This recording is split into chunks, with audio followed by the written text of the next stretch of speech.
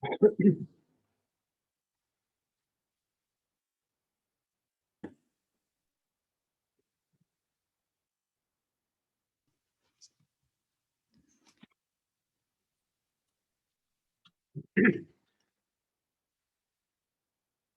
good. Looks like we have a full team here, so let's go ahead and get started. Good evening, everyone. It is 6 p.m. and we're going to call to order the March 3rd meeting of the Santa Barbara County Independent Citizens Redistricting Committee. Ms. Tilton, could I have you start with a roll call, please? Yes, District 1, Commissioner Trotsky.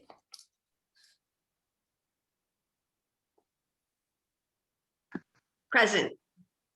District 1, Commissioner Twibell. Present. District 2, Commissioner McClintock. Present. District 2, Commissioner Turley. Present. District 3, Commissioner Bradley. Present. District 3, Commissioner Hudley. Present. District 4, Commissioner Bray. Present. District 4, Commissioner Ochoa. Present. District 5, Commissioner Rios. Present. Member at Large, Commissioner Olmedo. Present. District 5, Chair Morris. Present.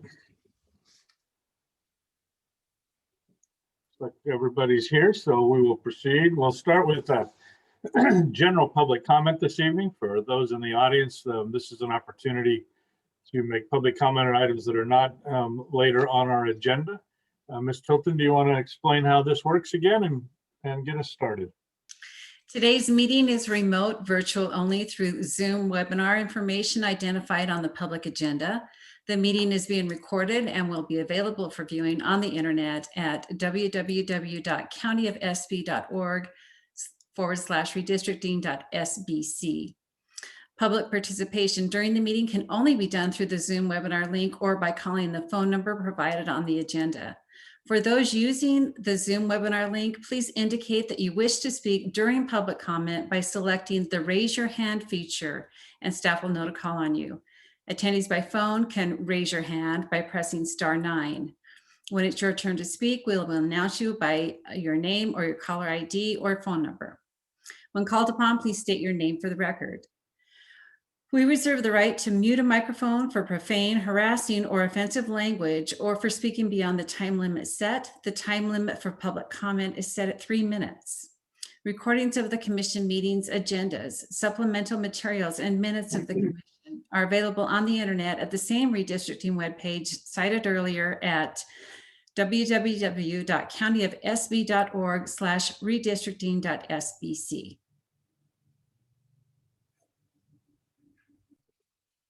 And do we have any volunteers? We do have requests to speak from Lindsay Baker, followed by Lee Heller. Good evening, Ms. Baker. Good evening to Chair Morris and commissioners. I'm Lindsay Baker, speaking for the Santa Barbara League of Women Voters. Thank you for your continued commitment to having an open public process, and we want to welcome the new members of the commission. We commend you receiving the training on redistricting process. The League of Women Voters believes that, to be fair, districts should be drawn in a transparent manner by politically independent special commissioners that use unbiased criteria to help keep communities intact and to ensure that everyone is equally represented. We remind the commissioners of its duties spelled out in recently enacted AB 1276 Elections Code 21508A to encourage citizen participation, provide accessible information, and get community feedback, especially in underrepresented and non-English speaking communities. We ask the commission to comply with the law and use best practices. We just this last few hours received information from our state League of Women Voters that they wish that you proceed with your outreach and reaching the communities of interest because of the census being pushed back. We hope you will achieve this fair redistricting goals by doing so.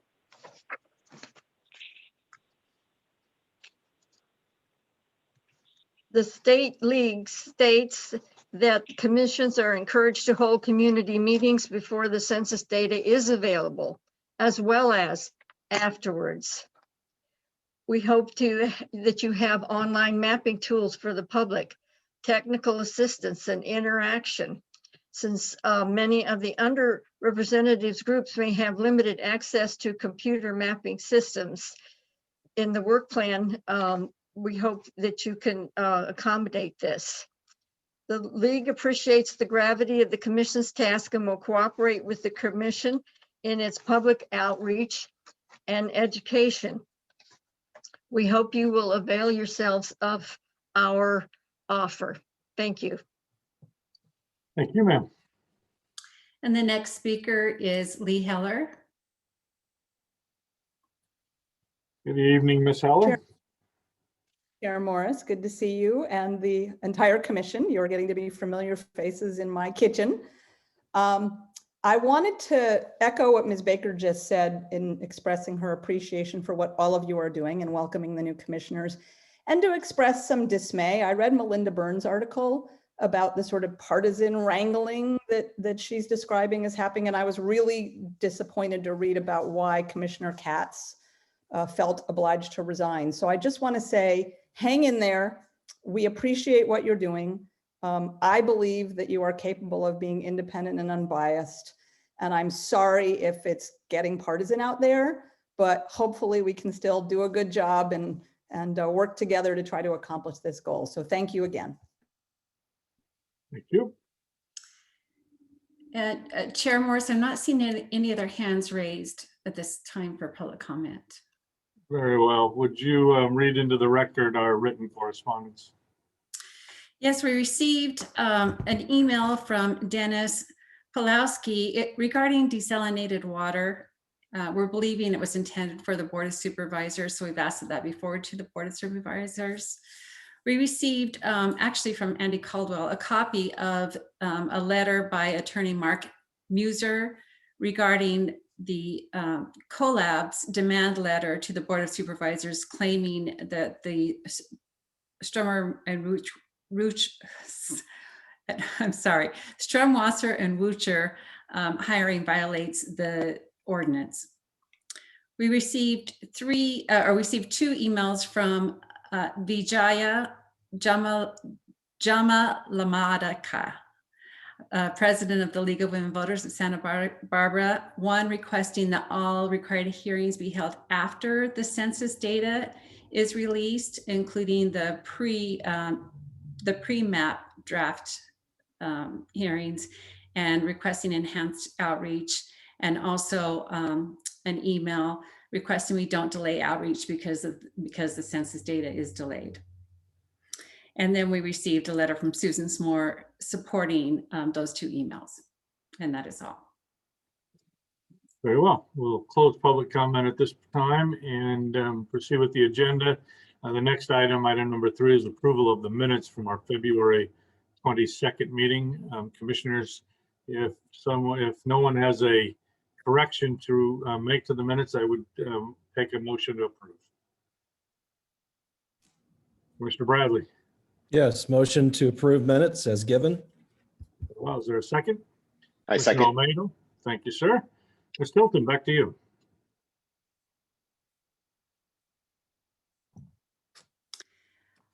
Commissioner Trotsky.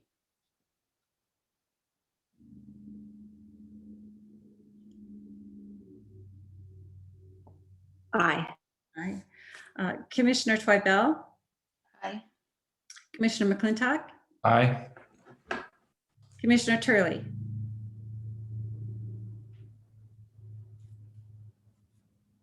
Aye. Thanks. Commissioner Bradley. Aye. Commissioner Hudley. Aye. Commissioner Bray. Aye. Commissioner Ochoa, Commissioner Rios, Aye. Commissioner Omedo, Aye. Chair Morris. Aye. Motion carries unanimously. Very well. Item number 4 is disclosure of ex parte communication. Hopefully because of item number 8 later on our agenda, this will be the last time we ask this in this form, but does anybody have any ex parte communication to report for tonight? Seeing none, we will move on to the first of our training topics. And the topic number 1 will be, what is redistricting? Mr. Johnson, are you leading us off on this, or one of your team? Yes, I am. And I'm just looking to see if Kathy Fong is here yet. Yes, she's there. Good. Okay, so I'll start off and then I'll introduce Ms. Fong, who's going to be the truly interesting part of this. Here she comes. Just for those that don't know, I'll give more of an intro in a minute, but Kathy Fong is the National Redistricting Director for Common Cause. And I know her best from, she really is the person who pulled together the coalition that created and passed California's Proposition 11, creating the State Redistricting Commission. So as Ms. Heller commented earlier, it's a little bit of bumpy road to this point for the commission, but we think tonight will remind you and hopefully fire you up as to the importance and the more interesting and side of this job that you all signed up for. So with that, I will start. I have just a couple of slides about redistricting. So let me share my screen here. And oops, wrong one. Here we go. So just at a basic level, one of the key things that often gets mixed up is, in this year in particular, for a reason I'll talk about in a moment, is what is reapportionment and what is redistricting. So if you follow this issue in the press, the two terms get used interchangeably all the time in the media, but they're two very separate things. So reapportionment is when the Census Bureau and the president take the total population counts from each state and decide how many congressional seats each state gets. So it's only total population counts, and it's simply determining how many congressional seats each state gets.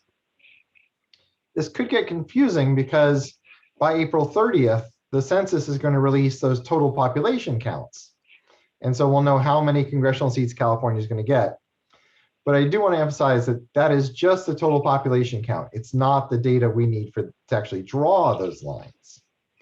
So reapportionment is simply the congressional allocation among the states.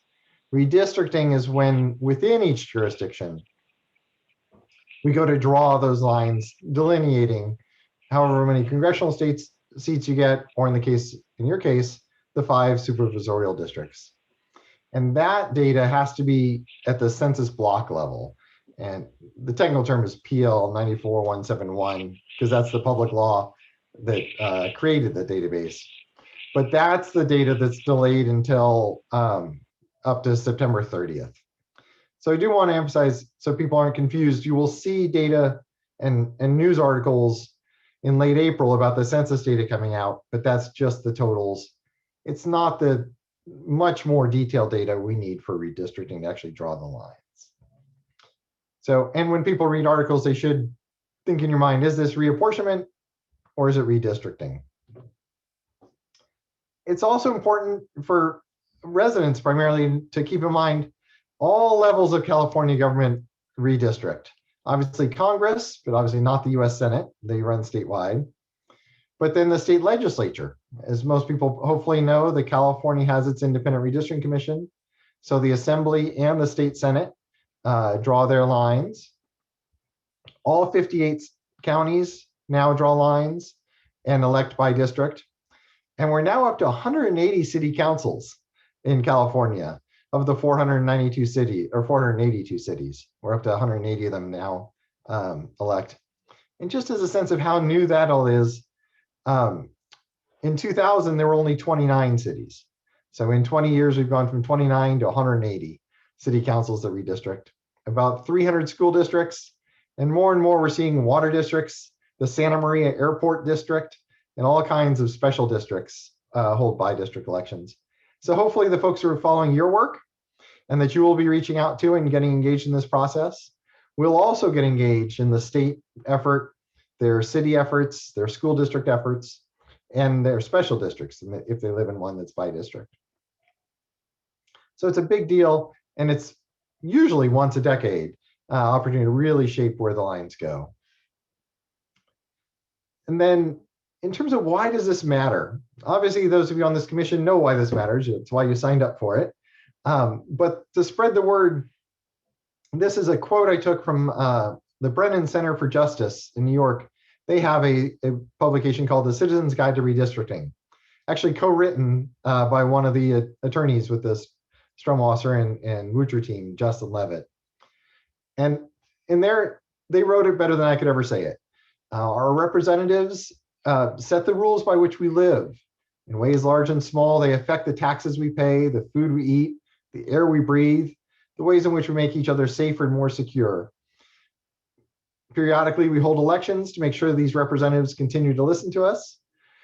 And the way that voters are grouped into districts, therefore, has an enormous influence on who our representatives are and what policies they fight for. So it's a great representation of everything, just about every aspect of daily life is touched by county government, even though few people are all that aware of the county. And this process that you are now embarking on really determines who gets elected and how representative are they of their communities. So it's a good cause. It's not without its bumps and bruises, as you've all seen, but it is a very important project that hopefully a large portion of the county will engage with you on as we go through this process. To further that message and to reinforce kind of the importance of commissions and why Santa Barbara now has a commission, we're honored to have Kathy Fong speak with us. As I mentioned, she's Common Cause's National Redistricting Director, and she was the architect of California's Citizens Redistricting Commission. I just personally want to add, I had the pleasure of advising her coalition as she formed it and went through writing that bill and getting it passed, and just an amazing undertaking of pulling together a coalition and holding together a coalition. It was just an amazing job that she did to make that all happen. Before joining Common Cause, she headed the Voting Rights and Anti-Discrimination Unit at the Asian Pacific Legal Center. And she has served or continues to serve on numerous boards, including the Secretary of State's Advisory Committee on Voter Participation and Outreach, the LA County Human Rights Commission, the Asian Pacific Policy and Planning Council, and she's a graduate of Cornell and holds a law degree from UCLA. So with that, I will hand it off to her, and then we'll have a question and answer time afterwards. So thank you for joining us, Kathy. Okay, I'm going to unmute myself. Rule number 1, can everybody hear me? Yep. Okay, fantastic. I'm going to share my screen and hope that my Wi-Fi doesn't give up on me. All right. So let's start out a little bit with the basics. I know some of you may have seen this before, but what I want to be sure of is that we're all starting on a level playing field. So everybody knows that, you know, in the years ending in 0, we count everybody who lives in a place, right? And so we have our imaginary city of 20 people. They've just been counted, or sorry, 16 people. They've just been counted by the census. And the math that we basically are doing is take your population of the place that you're trying to redistrict, right?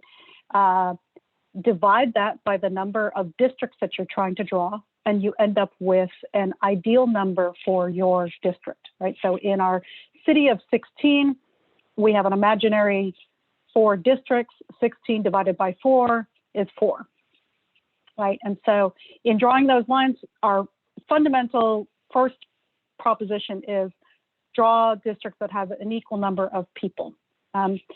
You will have some experts who will talk a little bit later to you about sort of how close you have to get to an exact number, but know that that's your general goal that you're shooting for. Okay. Over time, because people move, sometimes because of COVID, or sometimes because housing prices are more affordable as you go inland. People also have children and pass away. You will end up with districts that have populations that are uneven. And so that's why every 10 years we take another census and we figure out, oh, there's been growth, let's redraw those lines, right? And so you're going to end up with a different number of people in each district because your population will shift, but your goal is still to try to make an even number. So here we recounted in our imaginary city, we had 20 people instead of 16. 20 divided by 4 is 5, right? So that's the basic premise of redistricting. You will sometimes hear the term equipopulous or equal population. And that is one of the first principles that the US Constitution enshrines as this is why we try to draw even districts, because when we were first creating our country, we had this radical notion that people should elect candidates, not just be ruled by kings and queens. And so if we're going to elect them, we should have an equal voice in who those people are. Okay, now, why does redistricting matter and why do we want to hold hearings where we're listening to people? One of those is to try to understand where there are communities. And sometimes communities means I'm thinking about where there are minority communities. Sometimes it is other kinds of communities. And we'll talk a little about how those can intersect, but also be sometimes distinct, right? But the reason why you want to think about taking that testimony is because a community will tell you where they're located, and you want to be responsive to that, because if all you're doing, there are sometimes people will come and say, well, why don't you just use a math algorithm, pop it into a computer and just draw perfectly shaped compact districts. And the reason is that when you draw perfectly shaped compact districts that don't pay attention to communities, you can end up inadvertently cutting a community into different pieces, right? So in this instance, where a community happens to be located in the center of an imaginary city, they're split into 4. And so in each district, they're only one of 4, and they may not have the ability to elect a candidate of their choice. Whereas if you listen to the testimony, you may find, they do share interests and it is really important. So let's try to listen to where they're located and pay attention to that. And that can end up being able to draw a district where that community is held whole. Now, you will hear again from experts who will tell you that the Voting Rights Act has a very specific formula for when you need to draw districts that keep a minority population together if it can form a majority of a district. But additionally, this idea of keeping communities whole also applies when you're thinking about communities of interest. All right. This was me many moons ago in 2001. And I was a naive young attorney at that time, thinking that if I could just get everybody to think about redistricting and participate, and we could look at where the lines were, we could talk to our legislators, and the legislators would be so impressed with all the homework that we did that they would draw beautiful lines, right? Make sure that you weren't split. What I found out was that after 4 months of hearings, the legislature went behind closed doors and drew the lines that they really wanted to behind a cloak of secrecy. And in 2001, it was particularly egregious because they made the decision to pass the maps on September 12th, 2001. And folks may know that the day before was September 11th, 2001, which is when our country was hit by terrorist strikes in Washington, D.C. and in New York, hitting the World Trade Center. And the entire country was hit with, I think, if we can all remember where we were, a sense of shock. And certainly the media was 100% then focused on what had just happened. What they were not focused on was what the legislature in California was about to do, which was the very next day, adopting in total secrecy the lines that they really wanted to draw for the Assembly, Senate, and Congress. So information blackout, nobody could do anything, but they adopted them. what are the real life impacts of gerrymanders? So in 2001, when they drew those lines, it had a lot of impacts on communities throughout California. I think some of you may have seen this picture. So if you do, resist the urge to throw out where you're, what place you're looking at. But anybody want to take a guess where this picture is from?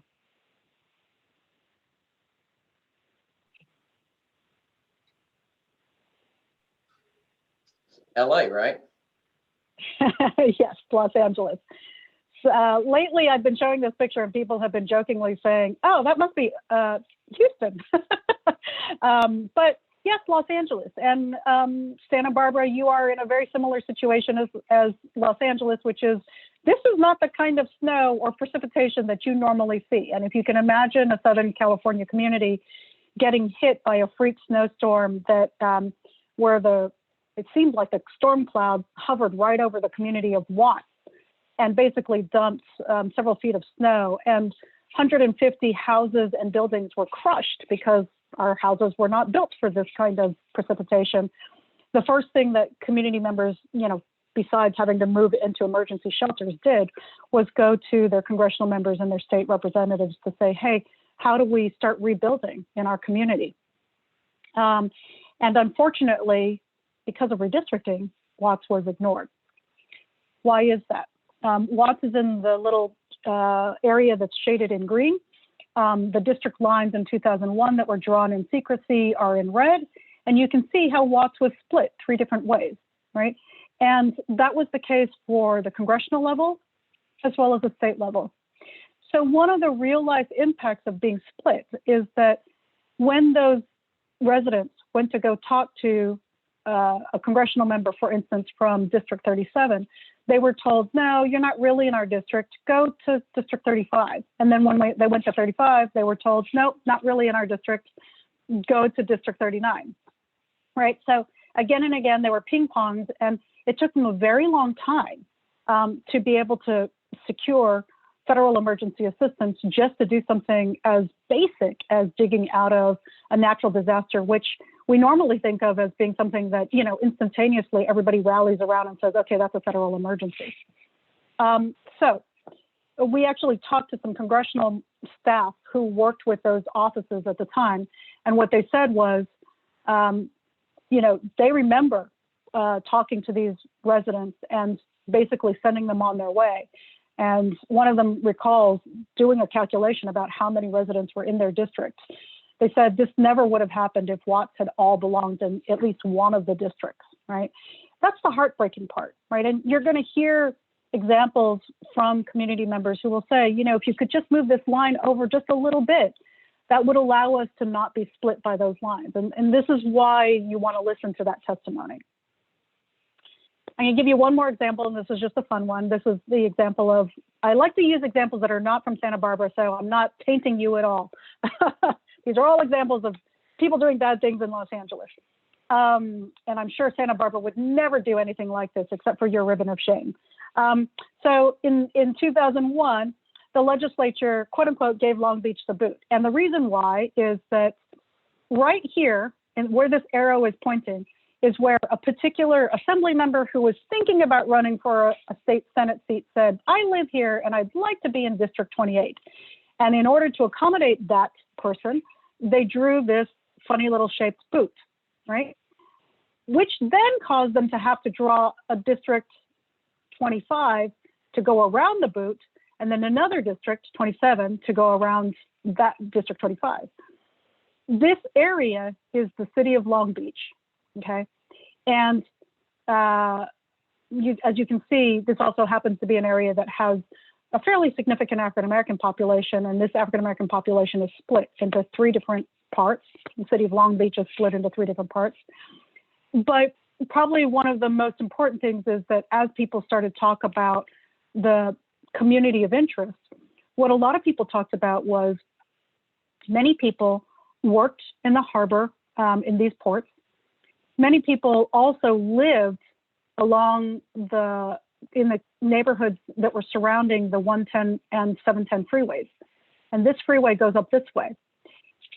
that freeway happens to have a lot of 18-wheelers that are taking all of the cargo off of the port boats and delivering it to all parts of the state and country. And all of those 18-wheelers were spewing a lot of exhaust to the communities that lived right along the 110 freeway. And so there was an incredibly high asthma rate and health effects, that impacted on children and people who lived around there. And so what they said was the hardest thing was that because this district is represented by a different person than this district and this person, 3 different districts, they couldn't just go to one legislator to help them figure out how they could ameliorate the impacts of the port. That's the kind of thing where you're talking about, sometimes you're thinking about race, sometimes you're thinking about city lines, sometimes you're thinking about a group of people who share an interest in, for instance, health or traffic. And when we put it all together, that forms a community that says, hey, we need to at least be put wholly within one district because we'd like to have a single legislator, or in this case, a county supervisor, represent us so they can think about our interests as a whole. Okay, so we have these bad lines that were drawn in 2001. We had all of these bad impacts. And so in 2008, as Doug mentioned, we had this crazy coalition of left, right, and center come together. And, in this picture is actually kind of interesting. You can't necessarily tell it, but the red shirts are AARP. We've got the LA Chamber of Commerce. You've got, obviously, Arnold Schwarzenegger, Governor Schwarzenegger. You also have NAACP in this picture and Common Cause. These are not organizations that always get together, but here we spent a lot of time thinking about, what was right. And even though we may not always agree on other policy issues, we all came together to say, what's right is right when it comes to redistricting, and we need to make sure that we do things fair and square. And we need to take this out of the hands of people who have a natural human self-interest in the outcome of the way the lines are drawn. And so in 2011, for the first time, there was a citizens commission created for the state level.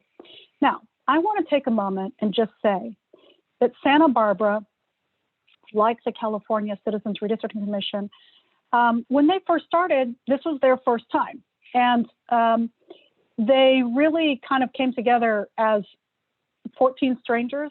And here they're all smiling together. And this was after, a little bit of time working together, but they started out like having no relationship with each other. And it was only after time that they got to know each other a little bit better and slowly started to develop trust and a willingness to kind of listen to each other. You all are going to be embarking on a job that will not be easy. You already know this because you've been through some ups and downs already. But I want to just take a moment to applaud you because you are really doing an important work representing not only the people of your county, but you're ultimately setting the example for the rest of the country. So California's commission held over 100 public meetings. This is an example of one of the hearings where this was pre-COVID, right? So I showed up to this hearing and I thought that showing up 2 hours beforehand, I was going to have some quiet time and be able to kind of just prepare my notes. And it turned out that people were already lined up around the corner and ready to testify.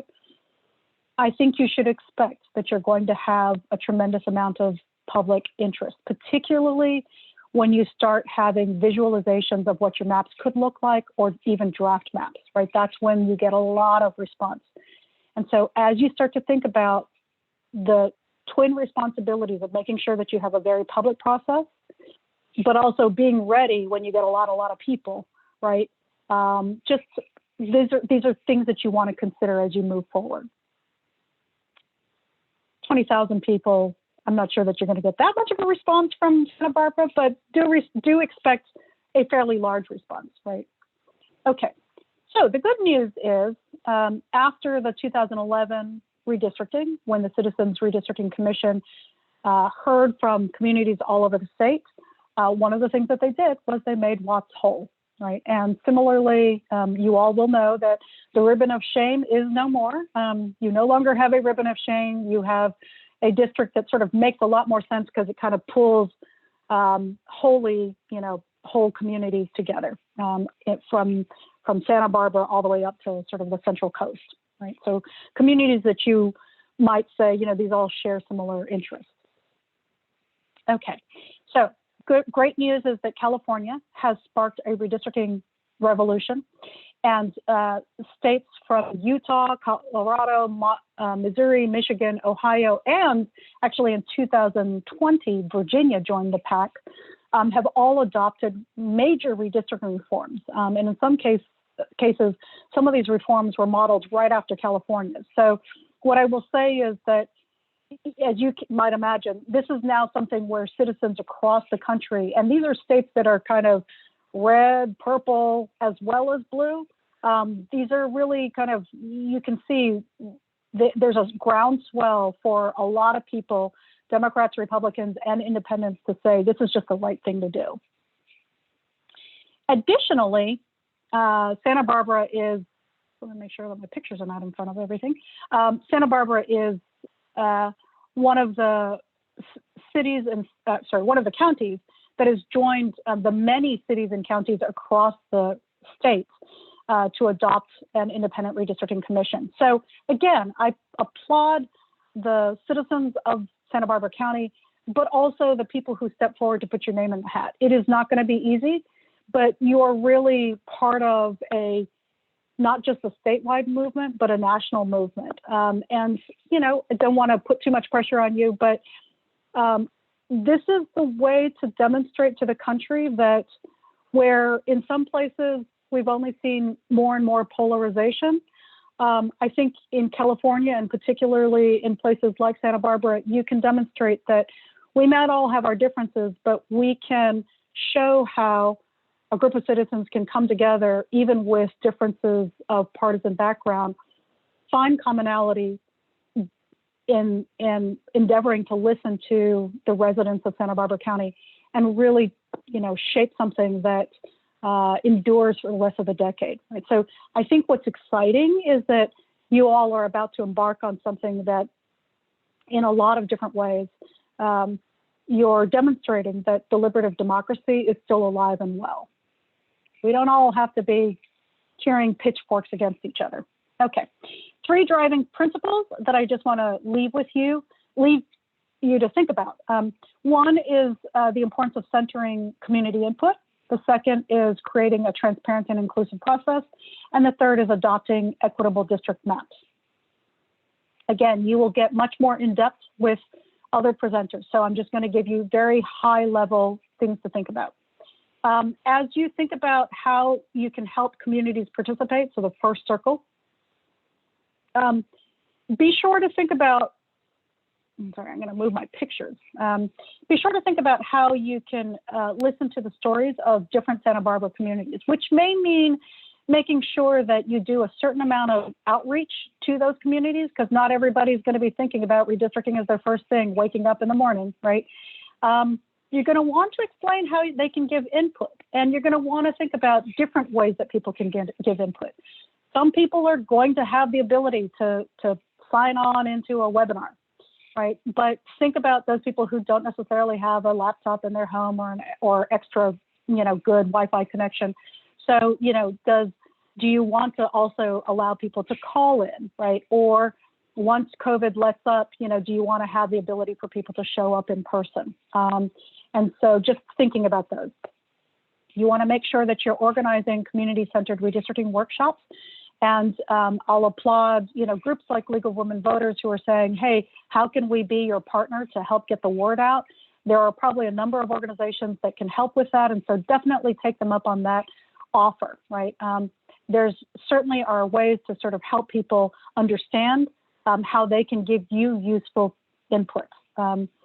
And then third, think about adopting free mapping software platforms like DistrictR, which your consultants at NDC are already ready to do, because what it does is it gives a very easy way for people to interact with software that I like to say is basically an intersection between Google Maps and Yelp. And if you can manage those two apps, then you're already on your way to showing the commission what your community looks like. Okay. How can you create a transparent and inclusive process? You'll want to be sure that you are thinking about how communities can give you both community maps, right? But also how they can submit to you potential district proposals for consideration. You'll want to think about holding your meetings and webinars with videos turned on. So I applaud you for having your videos turned on. But as people give testimony, thinking about how you can allow them to also show video, because maps are fundamentally a very visual thing. And so you need to be able to see those maps, but for transparency reasons, you also want other people to. Yet for the California Redistricting Commission, when they were holding hearings in person, what they did was they had a gigantic screen up front. And so as people came to testify, they would, somebody could sort of submit something that could be pulled up on the screen, or they would have a mapper that would sort of listen to what they were saying and capture that on the map, right?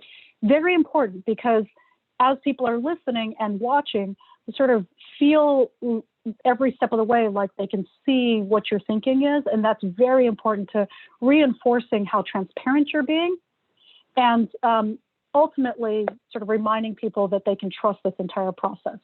And lastly, think about giving people time to comment on the draft maps once they have them, and allowing them to interact with the process by thinking about what language assistance or disability assistance they might need. I have learned that as I've been getting older, I need to wear reading glasses. And so one of the things that when I was young, when they would put out these little maps, they would be with teeny tiny fonts, and nobody could see exactly what we were talking about. So just things like that, like how do we make sure that things are accessible to everybody who wants to participate? Lastly, how can you lead us to more representative government? I would say for each one of the commissioners, bring your lived experience, right? You've been chosen for a reason, right? But also part of that lived experience is to say, I know what I am, and I know what I need to learn, which means listening to other people and not coming with necessarily presumptions about where a community is or what's important to them. Get to know your fellow commissioners. You're going to be stuck at the hip with them for a while, so you might as well get to know them on a deeper level than just a small square on your screen. One of the things that the 2011 commission reminded us again and again was when they could, after a commission meeting, they would actually get together for dinner. They would bring a bottle of wine. They would get to know each other on a personal level. They wouldn't talk about anything redistricting, but they would get to know, how's your kid doing? What do you do for fun when you're not doing redistricting, right? So just that, because in the end, what we're partly demonstrating to people is as human beings, we can collectively come together and make decisions together, and you kind of can't do that if you don't know each other. It's made especially hard by the fact that you're only interacting with each other on Zoom webinars. So think about ways that you can try to build in some of that social camaraderie. And lastly, just know that you are setting an example for the country, as I've said before. So many eyes are on you. I want to end with this, which is just the suggested timeline. Let me see if I can make my picture go small. Okay, the suggested timeline for now that we know that the data is coming out. So let me just walk you through this. In, what is this color? Kind of a yellowish color. Up until September 30th, we will not have census data, right? That will be down to the block level. What you can do before that time, though, is besides hiring excellent staff and going around and educating people about the redistricting process, you can start to hold hearings to take in that community of interest testimony. You can start to have map visualizations, and you can begin your analysis on whether or not there are things you need to consider for Voting Rights Act compliance. That can all be done before you get the census data. Now, once the data actually comes, there will be a period of time where the statewide database that's located at UC Berkeley will be taking that data and adjusting it so that they're synchronizing it with all of the precincts level data that we've got. And probably we will get that state adjusted data sometime in October. They're saying probably by the end of October, okay? So once that state adjusted data comes, you'll be able to then come up with draft maps. So you have about a month and a half before your deadline in December, right? To display those draft maps, to hold hearings to get input, and to vote on those final maps. After you vote on those final maps, then there will be a period of time where there may be lawsuits. The court may be asked to review the maps, right? And then you're going to have a period of time where the counties, once those maps are actual finalized and the courts have said, yes, that's good to go, the counties will then start to assign voters to precincts based on the new maps, and candidates will start to file, and hopefully that will all line up with our June primaries. So I should just let you know that there's some fairly active conversation about moving the primaries to a slightly later date in order to give all jurisdictions within California just a little bit more breathing room. But so this calendar, I think, is good for now. And then stay tuned, because you all may also want to collectively talk amongst yourselves and say, you know what, if we had 2 more weeks or 3 more weeks or another month, that would really help. You could also weigh in with the state legislature to say at the local level, since you all are in charge of kind of passing laws that affect all levels of redistricting, we could also use some extra time. And that might be about moving the primary later, but it could also just be about moving that deadline of December 15th to something later, like January 1st, January 15th, January 31st. This is a conversation that you can have right now amongst commissioners to figure out. And with that, I thank you and invite any questions. We'll take questions from commissioners first, and if anybody has something they'd like to pose. I have a question, sir. Yeah, go ahead. Commissioner Romero and then Commissioner Bradley next. All right. Thank you very much for the presentation, ma'am. I just had a question, regarding the testimony, and potentially best practices for identifying and reaching out for those communities of interest. Maybe have any specific recommendations to that end? Yeah, we do have actually materials that sort of explain how you want to think about doing outreach, and also encouraging people to give testimony that's useful. What I'll say is that some number of weeks ago, we had a whole training for local redistricting, and I can share that link with your consultants, and you can kind of take a look at that. And in that, I want to say it was the second panel, was talking specifically about community outreach and how to make sure that it's as robust as possible, right? And there were actually a lot of city and county officials that talked about how they made redistricting as accessible as possible. Some small examples. When they were first getting started, they really made an effort to find organizations and places where you have communities that don't oftentimes participate. And literally you can map it and say, where do you have low participating voters, right? That's the same communities where you're going to have people who are not thinking about redistricting as their first thing. And finding organizations that work with them, right? And collaborating with them to help first understand what redistricting is and why it's so important to talk about it. Now, here's the thing. People don't need to understand all the rules of redistricting.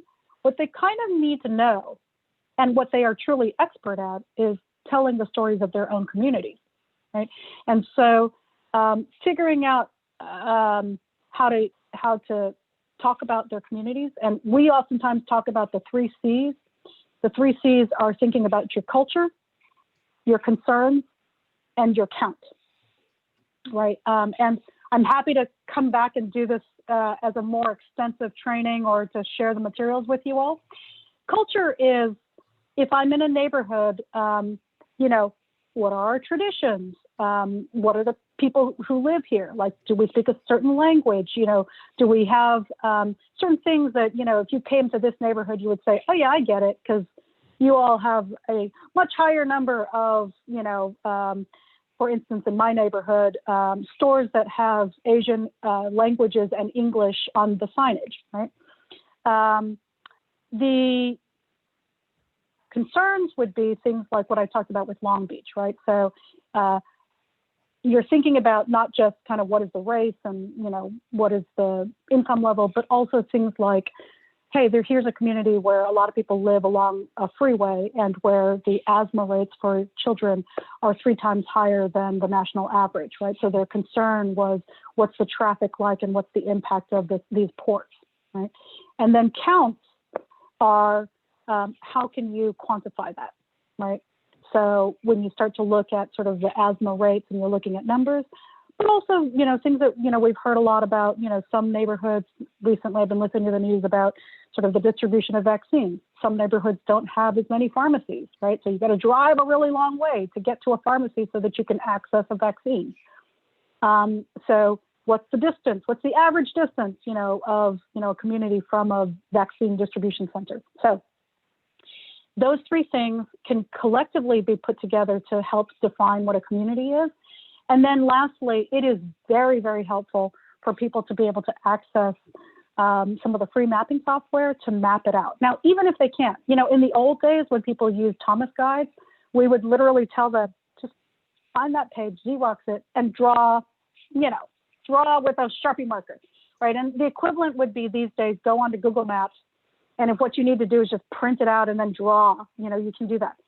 The software that's now available is so simple that it is like going to Google Maps and basically clicking until you kind of get what you think is your community. That obviously makes your lives a lot easier, because then instead of lots of people handing you pieces of paper that have Sharpie markers on them, they are shape files that can be kind of overlaid into something that you can kind of look at, and especially when you start to get large volume.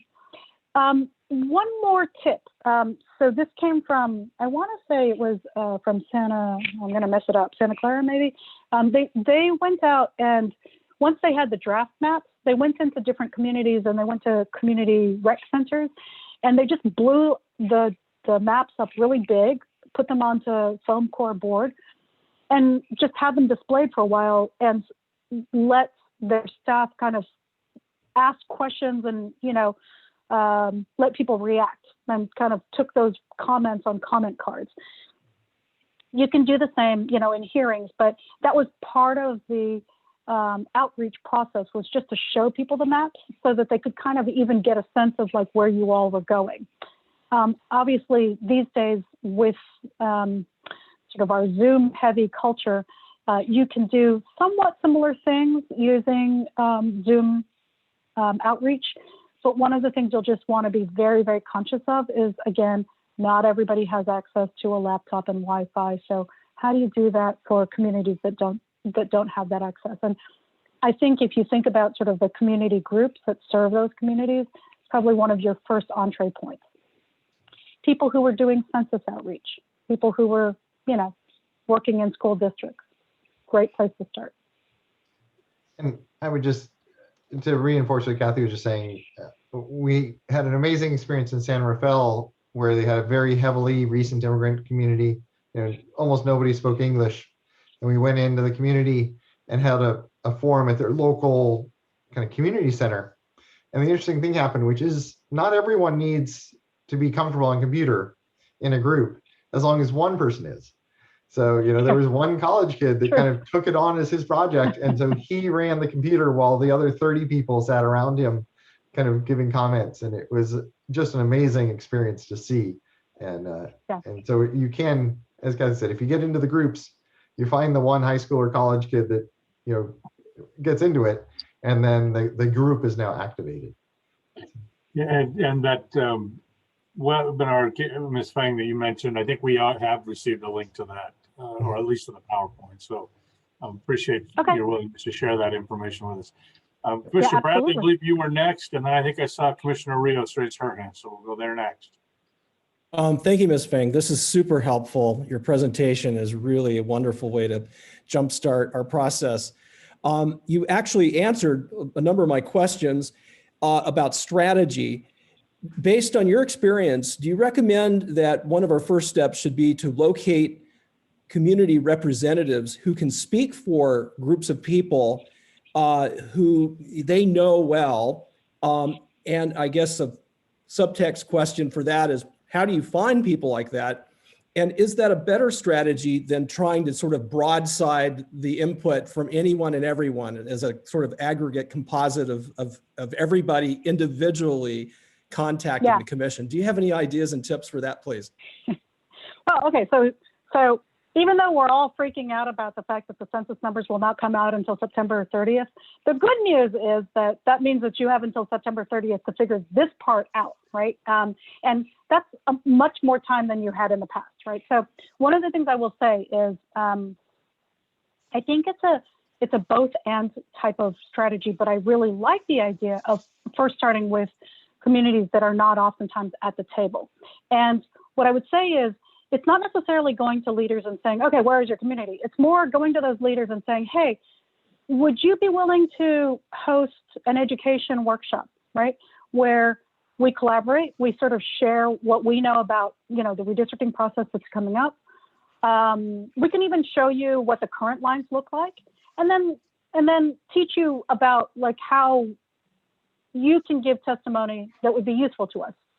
You walk away, let them have their conversation. And then when you start to hold open hearings, then they can come to you and present that information, right? And doing that at many of those different locations would be great. Now, what I would say is that, if I thought about it in my own community, one of the places I might start is thinking about the organizations that did outreach around census, right? Because in a lot of ways, those organizations were the ones who they might have been tapped because they specifically are outreaching to communities that oftentimes are undercounted, right? And they tend to have a fairly broad cross-section, of organizations across the county. So good place to start, right? I would say the other thing to think about is, I oftentimes sort of keying in on what Doug said about, find the one high schooler. Think about your high schools and tapping into your teacher who teaches U.S. history or civics, or the person who's starting to introduce students to kind of innovative things, or your local university, right?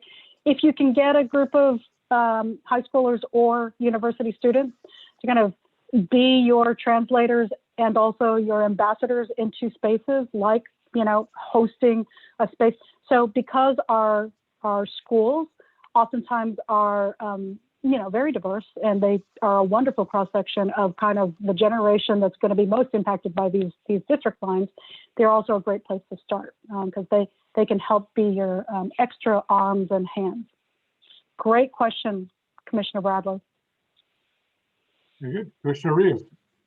Thank you for, first of all, thank you, Ms. Feng, for, this presentation. It's been really insightful learning about, the process and the outreach strategies. Just right now, you actually mentioned a few of the strategies, like reaching out to the community college students, the high school students, and the teachers. Have you seen, I'm not sure if other, districts also going through this process, if they've started their outreach, but do you have any strategies, especially with COVID, any recommendations? Because I am trying to visualize this in my head, as you mentioned, reaching out to community leaders, community colleges, high school students, getting access to that Wi-Fi, getting access to those computers, or just including folks in the conversation. Have you seen other districts do this work virtually and do it? If so, do you have insight on how they've done it? There's no, we're all inventing this along the way. Yeah, right? Could you mention some of those inventions they've done? Who would have imagined that we'd be like 1 year into being all locked at home? So what I will say is this, that we've developed a curriculum that thinks about sort of how you could educate if you were just doing it through a Zoom, right? And how you could stimulate a conversation. But what I will say is that if there are some partnerships that reaching out to local community colleges or, UC Santa Barbara and finding, a professor or, a teacher who's willing to help think this through, they might actually be able to come up with things that are far more innovative and tech savvy than anything that Kathy could come up with. That said, we do have a curriculum that we could share with you and are more than happy to kind of schedule something where we can show it to you or pass it on to, your consultants. Let me just say that in terms of we are talking to people and organizations across the country, and everybody is inventing something as we go along. This is just the hardest piece, because traditionally, when we think about redistricting, we have gotten people into rooms together to talk about things. And traditionally, we have come to them with sort of, let me show you something on a screen or lay a big map out, and you're all looking at it together. You do have that ability sort of to do it online, but it's not quite the same. So I will say that, hopefully things let up a little bit and we'll start to be able to come together in some spaces, because you do need some ability to kind of sit together to figure that out, and bridging people who are in a technology divide is very tough. I don't have an easy answer for you, Commissioner Rios, and I think you've asked the most important one, which is how do we reach out to communities who are going to be experiencing the digital divide, especially when we have to do a lot of things socially distanced. Ms. Fang, thank you very much. I think this has been really helpful, and I'm sure we're coming back to this topic probably more times than in the future. In the interest of time, folks, I'd like to shift us to our next presentation topic on the role of commissioner staff and the public. And just for the public attendees' benefit, I am going to take public comment after both of the presentations, so we can kind of do those as a group. Ms. Fang, I hope you'll be able to stay with us for a while in case there's some questions maybe a little later in the evening, but we really want to thank you for taking some time and helping us to get a vision again of why we're here. So thank you, appreciate that. Doug, let me kick it back to you to introduce the agenda item number 6, please. Sure, and one of the reasons to continue, and actually hopefully Kathy you can stick around, is there is a lot of overlap between the two topics we're covering here. So hopefully she'll be able to join in more Q&A later on too. So for the next time, actually Shalise is going to take us through a similar intro to what I did there. And then we are honored to be joined by actually Steve Lynn, who was the chairman of the Arizona State Redistricting Commission in 2001, and Angelo Anchetta, who was one of the chairs of the California 2011 Redistricting Commission. So Ms. Tilton's going to talk a little bit about kind of roles of staff and the public in redistricting as a lead into the two commissioners talking about their view and their lessons learned about the most effective roles for commissioners as you go through this process. So with that, I will hand it over to Ms. Tilton. Thank you. Can everyone see the screen okay? Seeing some nods. Yes. So at NDC, we have what we call the 3 E's approach. And those E's stand for engage, educate, and empower. So I'm going to be talking about the public and then next staff, and then we're going to turn it over to our experts who have served on those state redistricting commissions to talk about the commissioners' roles. But before we can even start to get the public to understand their role, we need to engage them and get them interested in participating in the process, and they need to understand why it's important to participate. So this quote is one that is found in The Impact of Redistricting in Your Community, A Guide to Redistricting. And this was a joint effort by MALDEF and NAACP and the Asian American Justice Center.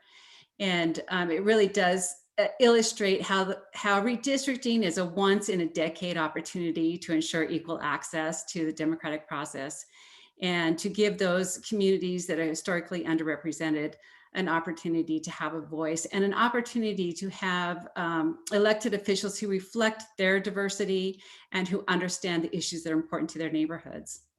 Additionally, what redistricting does is it provides a path for our future leaders. So there are many people who have been wanting to get into leadership, but are unable to get elected or intimidated by the process. I always remember, and I believe it was in Redwood City, had one of the community leaders. She led a Spanish-speaking group.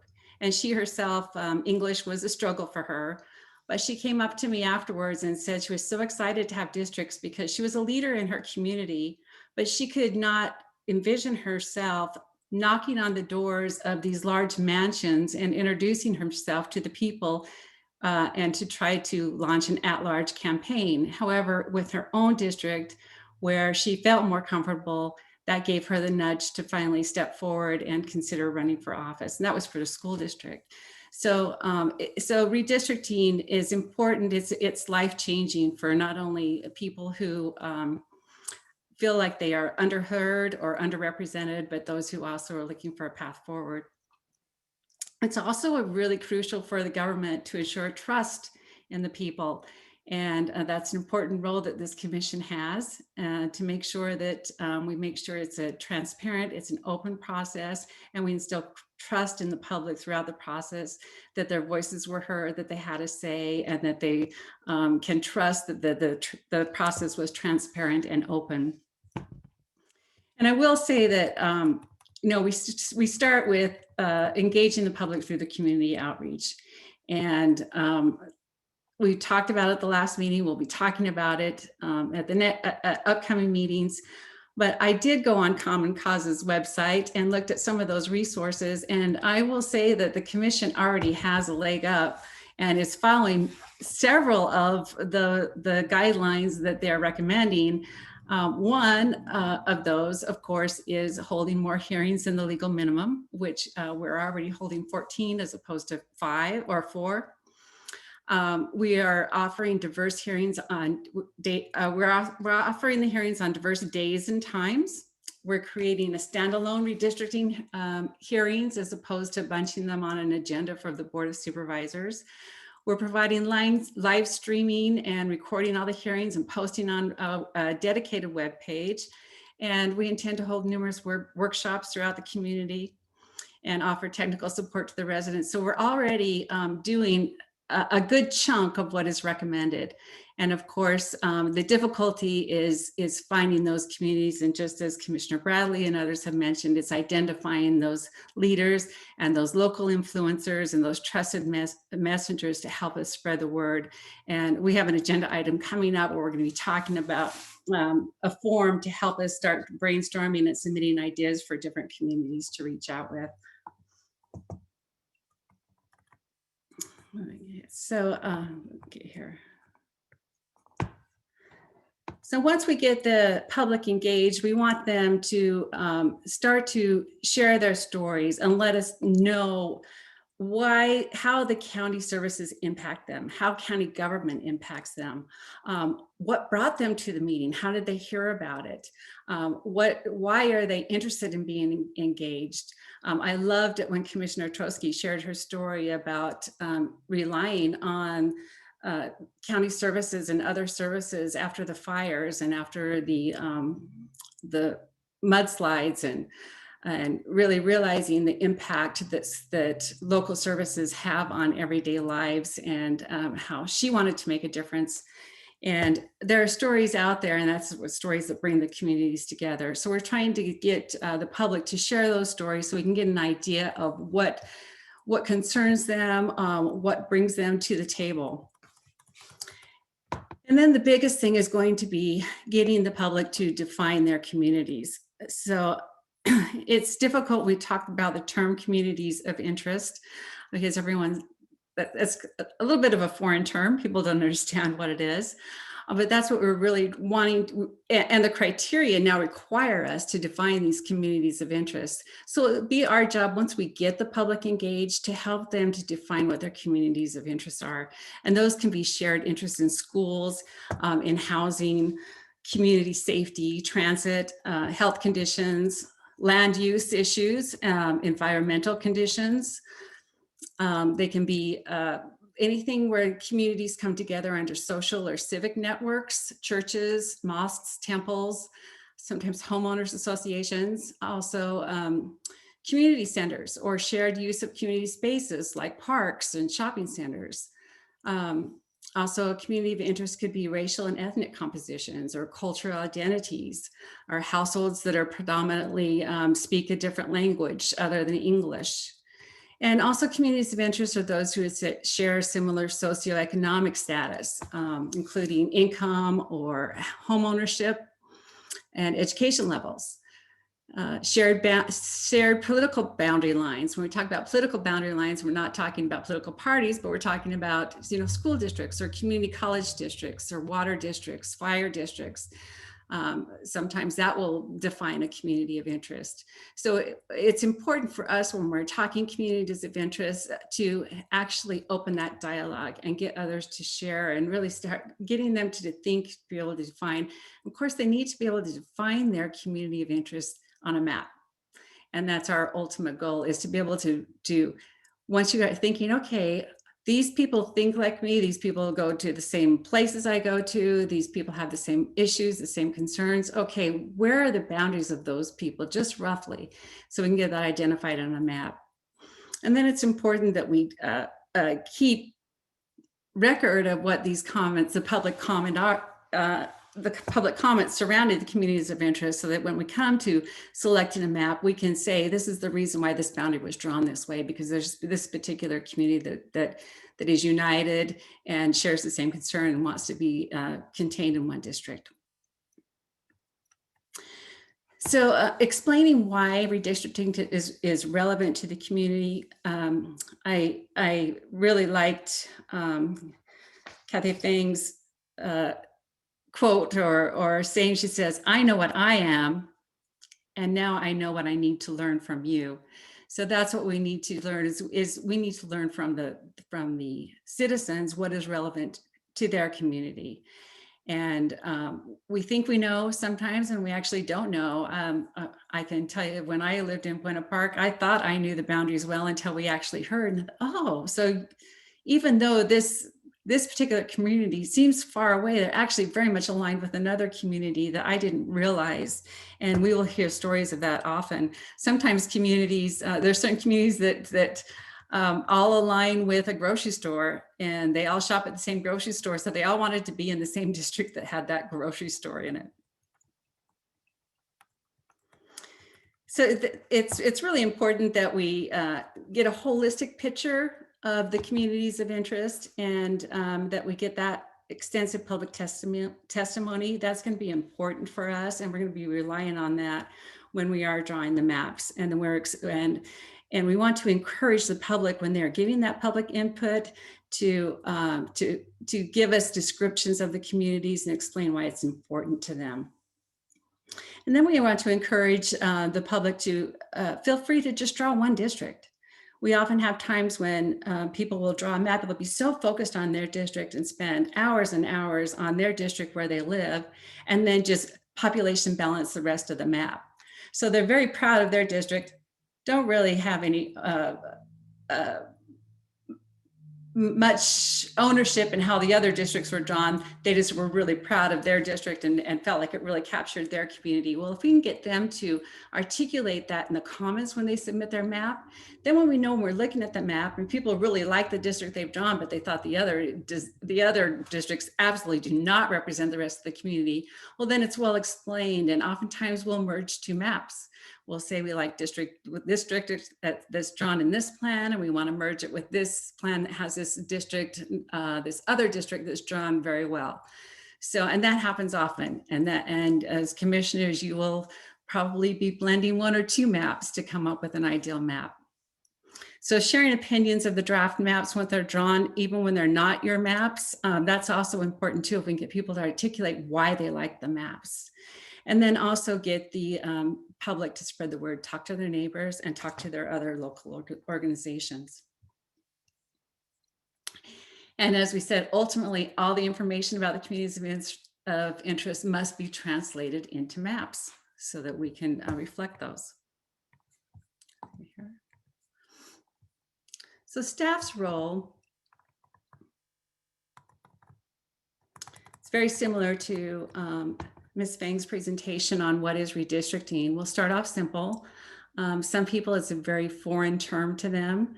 And we are so used to hearing the term redistricting, and for others, they don't even know what we're talking about. So we want to use common terms such as, it's redrawing how the boundaries are for how you elect your Board of Supervisors.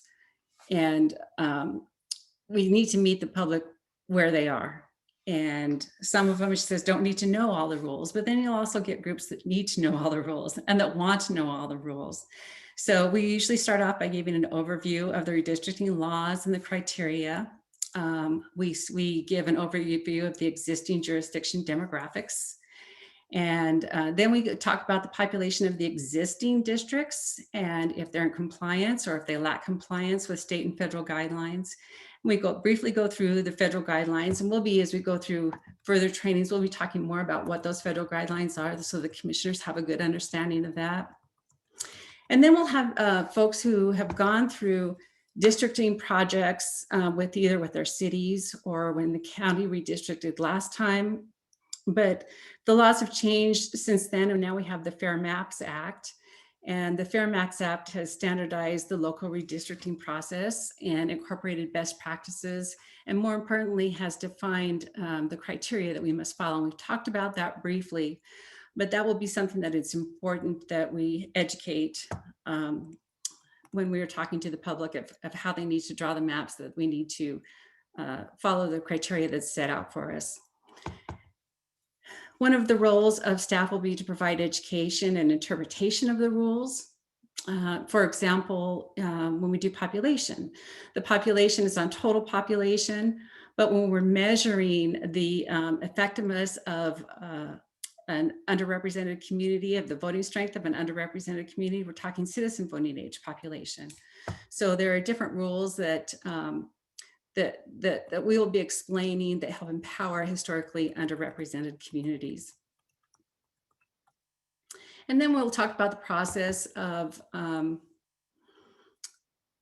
the number of hearings that have to be held according to the county's ordinance, counting the incarcerated people in the state of California, and that's why we have to wait for the data.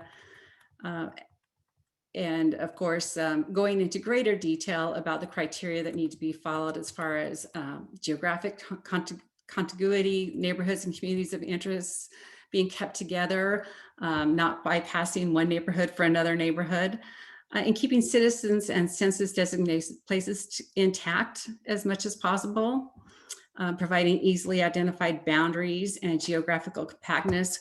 All of this is going to be part of the presentations when we have these workshops with the public so that they understand where to start. And then we'll provide mapping tools for the commission and for the residents. In addition to the total population, we also add socioeconomic data from the American Community Survey to the state data. And we match it to the existing database of all the existing election areas. And then we prepare a report on that, on how it compares to, and how we're doing and matching up, meeting the federal and state criteria with the existing election areas. And then to help folks draw maps, we'll provide maps that show the concentrated areas of the protected class populations. We also provide maps showing the various socioeconomic data we talked about, such as we can have maps showing where the higher and lower income levels are, education levels, where we have more children at home, where the language spoken at home, whether there's renters or homeowners, single families and multifamilies. We can provide all these maps that help guide residents when they're wanting to draw their maps. And they're very, and these maps are available both online, will be available online for folks to use, and also in paper form, because we know that we have various levels of understanding of how to use technology. And then after all the draft maps come in, what we do at NDC is we look at all the public comments that have come in and the comments that have been made by the commission. And we look at the maps and see if we have maps that represent those comments and the guidance that we've been given. And if there's something missing, we'll provide additional maps to round out the options. So typically there will be, somewhere 3, 4, 5 maps that are drawn by NDC that are basically a compilation of some of the maps that are submitted, or they're maps that just show a different way that maps can be drawn based on some of the public input that we received and some of the comments we heard during the commission meetings. And then of course, it's NDC's role and it's to follow the direction of the commission. So it's not an NDC map. What we're looking for from the commission is input on how you want the maps drawn, and then we will see if there's a way to legally draw those maps and provide options for you. It's always our hope that one of the final maps selected is not one of those NDC maps that was submitted, that was drawn to round out the options, but rather a map that was submitted either by the member of the public or a compilation after the commission has received the maps and provided input. So that gives you just a quick understanding of both the public's role and the staff's role. And now we're going to get to the good part of this presentation, which is our distinguished guest speakers. And I'd like to just give a brief bio of both Mr. Lin and Mr. Acheta. Steve Lin served as chairman of Arizona's 2001 Independent Redistricting Commission, which was the nation's first independently selected and independently empowered state redistricting commission. As the independent member of a commission comprised of 2 Democrats, 2 Republicans, and 1 independent, Mr. Lin served as chair and guided the commission to a unanimous 5-0 vote on what proved to be the most competitive set of congressional districts in the nation, and to a bipartisan 4-1 vote on legislative map that joined the congressional map, in resulting in an immediate and significant increase in the number of Latinos elected to the commission. And I'm sorry, I do have a picture of them on the screen. Let me share this. They're on the screen. You don't have to Oh, they share. are? Okay. Yeah.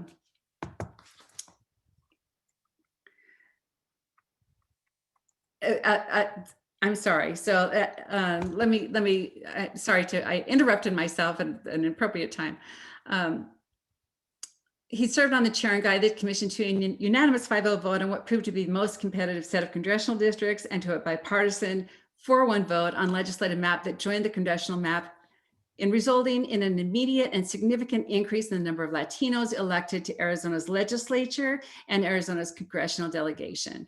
Mr. Lin is a corporate relations and communications manager from Tucson, currently working as a chief strategy officer for New Point Marketing and Market Research. He also served as chairman of the Steele Memorial Children's Research Center at the University Medical Center, and as treasurer of the Children's Action Alliance of Arizona. I'm going to go ahead and also read Mr. Ancheta's bio. I think the 2 of them are probably going to do some joint back and forth with their presentations. Angela Ancheta is a former chair of the 2011 California Citizens Redistricting Commission. The commission comprised of 5 Republicans, 5 Democrats, and 4 independents, achieved bipartisan votes on its final Congressional Assembly and State Senate and Board of Equalization district maps. The commission was awarded the 2017 Roy and Lila Ash Innovation Award for Public Engagement in Government by the Ash Center at the Kennedy School of Government at Harvard University.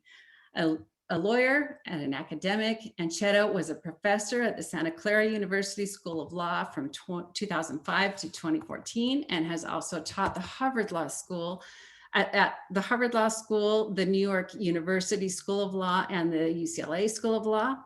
From 2000 to 2004, he was the director of the legal advocacy programs for the Civil Rights Project at Harvard University, and he's currently working on a PhD from Claremont Graduate University. Prior to his academic work, Anchetta was a legal services lawyer and a nonprofit executive director in both Northern and Southern California, where he focused on immigration and civil rights law. He received his bachelor's and law degrees from UCLA and holds master's degrees from Harvard University and Claremont Graduate University. So welcome, Mr. Anchetta and Mr. Lynn. Thank you. Hi, good evening. Thank you. So Steve, we're still gonna, I'll go first and then you'll chime Perfect, in. Okay, Angela, good. go ahead. Great, thank you. And the sound is okay for everybody? Okay, good. So we, Steve and I, and the member of the NDC team, members of the team spoke a little earlier this week, and we thought it'd be probably better for us to talk at a more general and high level, have that kind of discussion first, and then leave it open to more specific questions, given our experiences with commissions. As Kathy Fung mentioned, and as Celeste just mentioned, the California Commission, at least the 2011 work that I was involved in, was the first commission for the state of California. The commission is again doing its work with a different set of 14 people. And one thing I would suggest to you is if you do have the time to sort of stay on top of the developments at that level, particularly when it comes to looking at outreach strategies and just how to deal with all these evolving deadlines in terms of census data, the state level redistricting process is very helpful. Obviously, the NDC team, of course, is monitoring all kinds of developments at different levels, so I'm sure they'll be happy to share information with you. Obviously, the California Commission had a much bigger set of tasks. We had to draw 177 different districts, 53 congressional districts, 40 state senate, 80 state assembly, and then 4 board of equalization districts. And as Kathy Fung mentioned, we did actually we had about over 30 just public input hearings where we just had straight public input, not really business meetings, and then had 2,700 speakers and got over 20,000 pieces of information in that process. So obviously a much bigger process. Well, we didn't have a lot of time though. We took about 7 months from the time the full commission was seated until we had to meet the deadline to produce the final maps and turn it over to the Secretary of State. So it was a very condensed process. And obviously you have a little bit more time in terms of thinking through your strategies, doing more outreach, getting more input before the census numbers come out. And then not that, even though it's only 5 supervisorial districts, not that you won't get fights and a lot of different folks coming in saying, hey, why are you doing it this way? Can't you draw it this way?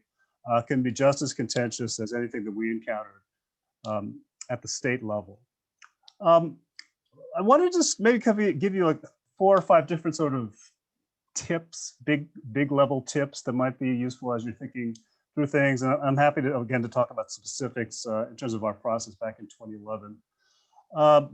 The first point is that you are, the group of you as commissioners are sort of the embodiment of an underlying philosophy and set of values that are in the law and come with being on a commission that is really taking over a lot of work that normally a set of incumbent legislators, or in your case supervisors, would pretty much do themselves. If they didn't delegate it out, they would certainly be deeply involved. So a lot of the changes in the process which require openness, transparency, impartiality, staying away from partisan concerns, incumbency concerns, that's you, right? So you're the ones who people are going to say, well, you have a standard to live up to because this law is really different and we want a process that's open.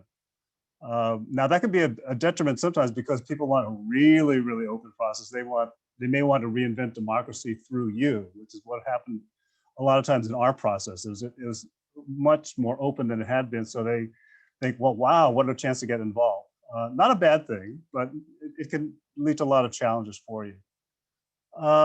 Second, and this has come up, Shalise mentioned this a few minutes ago, which is that you're the head of a big team, right? You've already hired some consultants, you've got some staff, there may be a lot of volunteers you're bringing on. there are certainly engaged groups and organizations and folks who want to get involved in the process. From what I've heard, you've had to deal with some tough issues in terms of trying to develop a representative body to have diversity within your own commission. It's great that you've been striving to do that, and with the understanding that you can't be fully representative of your entire county, right? All of you come from the county, but you have different sets of experiences. You're from different parts of the county. Don't expect to know everything about the county yourselves, but you're the head of a big team, so you can get information from staff. You can get it from people who are engaging in the process. You will learn a lot about your county that even though you may have been living in the county for decades, I'm sure there are many, many things about the county that you will not have heard about until you actually hear it from somebody testifying. So it's a great process to kind of learn more about what's going on in the county and how it's changed over time. You have different sets of skills, and if you don't be afraid to say, well, we don't really know how to do this, or we need help on doing this, your consultants will add to that, your staff will add to that. But rely on people outside of the commission itself to say, well, how do we do this better? How can we make this work better? And look to help, whether through staff, or consultants, or volunteers. You've had some discussion about doing outreach to underrepresented populations. I could talk more specifically about that. It's obviously a priority to try to get that input from folks who may not have been involved in the process before. Another tip is try to look carefully at the law and the criteria that you're working with, and try to manage the expectations of the public when it comes to priorities. Because what often happens in redistricting is that people tend to focus on stuff that's kind of easy for them to see, and particularly when it's a visual demonstration like a map, there's this tendency to focus on the shapes of districts, which is sort of tied in with compactness, maybe a little bit with communities of interest, but everybody wants pretty pictures, right? And you'll probably have the tendency yourself to say, well, we could do it better here because we could draw a nicer looking geometric shape, right? But compactness is low on the list, and you have to deal with things like population equality, the Federal Voting Rights Act, the integrity of different units like communities of interest, or maybe cities and subdivisions. Those things have to be managed, and both in terms of your own process as well as what the public expects to give you. And at the end of the day, you will have to make some tough decisions about what these lines will look like, and you're not going to be able to make everybody happy. Ideally, you can make a lot of people happy. Most of the people will say, well, I think my community is well represented in this set of maps. But I guarantee you there'll be folks who will be very unhappy with your maps, and you will just have to kind of stick with your decisions, because ultimately somebody has to make a judgment about what the maps look like. So that's you, which is an important point, because you own the maps, okay? You are getting input from a lot of folks. You have a lot of help, but ultimately you're the ones who are going to be accountable for drawing the maps, right? So even though you may delegate tasks to other people, somebody's ultimately responsible. So enjoy that sense of ownership, because this is your responsibility as commissioners.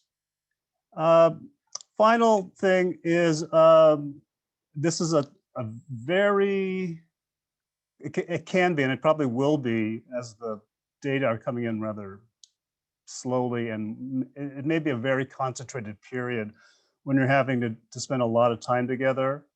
Kathy Fung mentioned that our particular commission, we spent a lot of time together. We had dinner, and we had a number of wine connoisseurs. I was not among them, but we had several folks who enjoyed their drinks, not to the detriment of the commission's work, of course. But and that's a challenge when you have dealing with the pandemic and limitations on your being able to meet physically. But try to get to know each other as much as you can.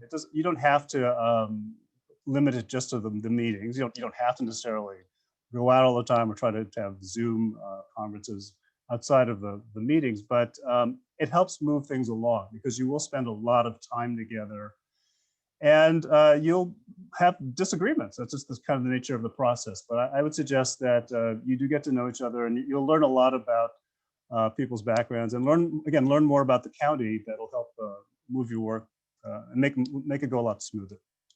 So I'll send it there and let Steve come in, and again, happy to take questions as we go forward. Thanks, Angelo. I would echo a lot of what Angelo has said, and also what Kathy gave you, which was a terrific primer on redistricting. I remember I've been at this now 20 years off and on, so to be a recovering redistricting person is something I aspire to be, but it keeps drawing you in because it's a very interesting process. Whether you're a political devotee or not, I've always described redistricting as doing a Rubik's Cube in the dark wearing oven mitts. And if you can imagine that visual, that's what you're about to get into. You're about to embark on a process that, as Angelo said, is going to teach you an awful lot about Santa Barbara that you didn't know. A lot of it you don't even want to know, but some of it you will treasure as you go through the process and learn a lot. I do want to emphasize something that was said both by Kathy and Angelo, and that is, in addition to getting to know one another, and I know that the COVID situation makes this somewhat more difficult. And again, I recognize that 11 of you getting to know each other is a little more difficult than 5 of us getting to know each other. We spent a considerable amount of time with each other just talking philosophically about the work that we had to do. And what that did was it gave us a really good common sense of our direction. Now, it led to a couple of things that I'm going to recommend to you, which you may or may not be able to achieve, but I highly recommend them.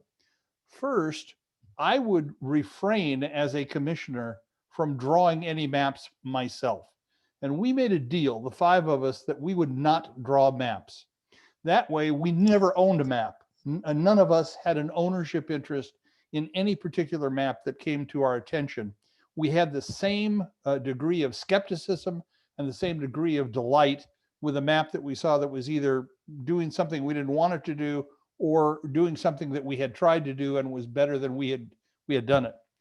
Given the amount of outreach that you will do and that NDC will help you do, you're going to get a tremendous number of potential districts, whether it's a single district or the 5 supervisorial districts combined. And there may be a winner in there, but there are also things that you have to be very careful of. A map that looks good doesn't necessarily mean that there aren't some little hand grenades here and there that the drawer of the map may have inserted for whatever reason they wished, whether it's treating an incumbent in a bad way, whether it's lining up a district for a particular candidate who may be thinking of running for the supervisors. Those are things that you can't know because of the criteria, but your consultants can. And they can identify those maps that have those kinds of problems inherent in them. An awful lot of talk tonight about communities of interest. And I just want to share a story with you. I told Angelo this story the other day as we were preparing for this evening. The term communities of interest comes from a 1994 Supreme Court case in redistricting. And it was authored by Sandra Day O'Connor, one of the justices from Arizona. And I had the opportunity to actually meet with Justice O'Connor after she retired from the court. And the first question I wanted to ask her was, when you coined that phrase, community of interest, what did you mean? And she was very helpful. She said, I have no idea. And she didn't have any idea. She just put it in the opinion because she felt that there were these things that drew people together in a community. Kathy articulated them earlier, but I would say to you that one of the caveats for communities of interest is, if you take a look at the same geography, depending on the lens with which you view the community of interest, you're not going to have one. You might have 5. You might have a school district community of interest. You might have a neighborhood community of interest. You might have other communities of interest that sit on top of one another. And if you look at that geography, same geography, through any one of those lenses, you're going to get a different feel for which communities you need to honor and which ones may have to go by the wayside. And then lastly, I would say to you, before we take questions, and I'm delighted to take any question you may have, to the extent that you can get beyond the 7-4 adoption of a map, which is your requirement, I would wish you an 11.0 adoption of maps. And the reason I say that is not because you always have to work for unanimity, but you're going to be challenged, as Angelo said, by an awful lot of people who aren't happy with the product, whatever the product is. The more you are together in the adoption of the final maps that you're going to use, the less they can break apart what they think is a defect in the map. If all of you have had the opportunity to weigh in and have come to very similar conclusions about what's good for the county and have translated that into a map, you're going to be in much better shape. So it may not be able to be 11.0, but if it's 10.1, that's better than 7.4. And I would certainly urge you to move in that direction by honoring each of you when you have something to say, by taking it seriously, by using your consultants who are exceptionally good at this, and asking them to test things that are brought up to you or that you bring up yourselves, and to come back with recommendations as to how those tests ought to be addressed. Let me stop there, and I just ruined my computer. So hang on, I'll be right back with you. There we go.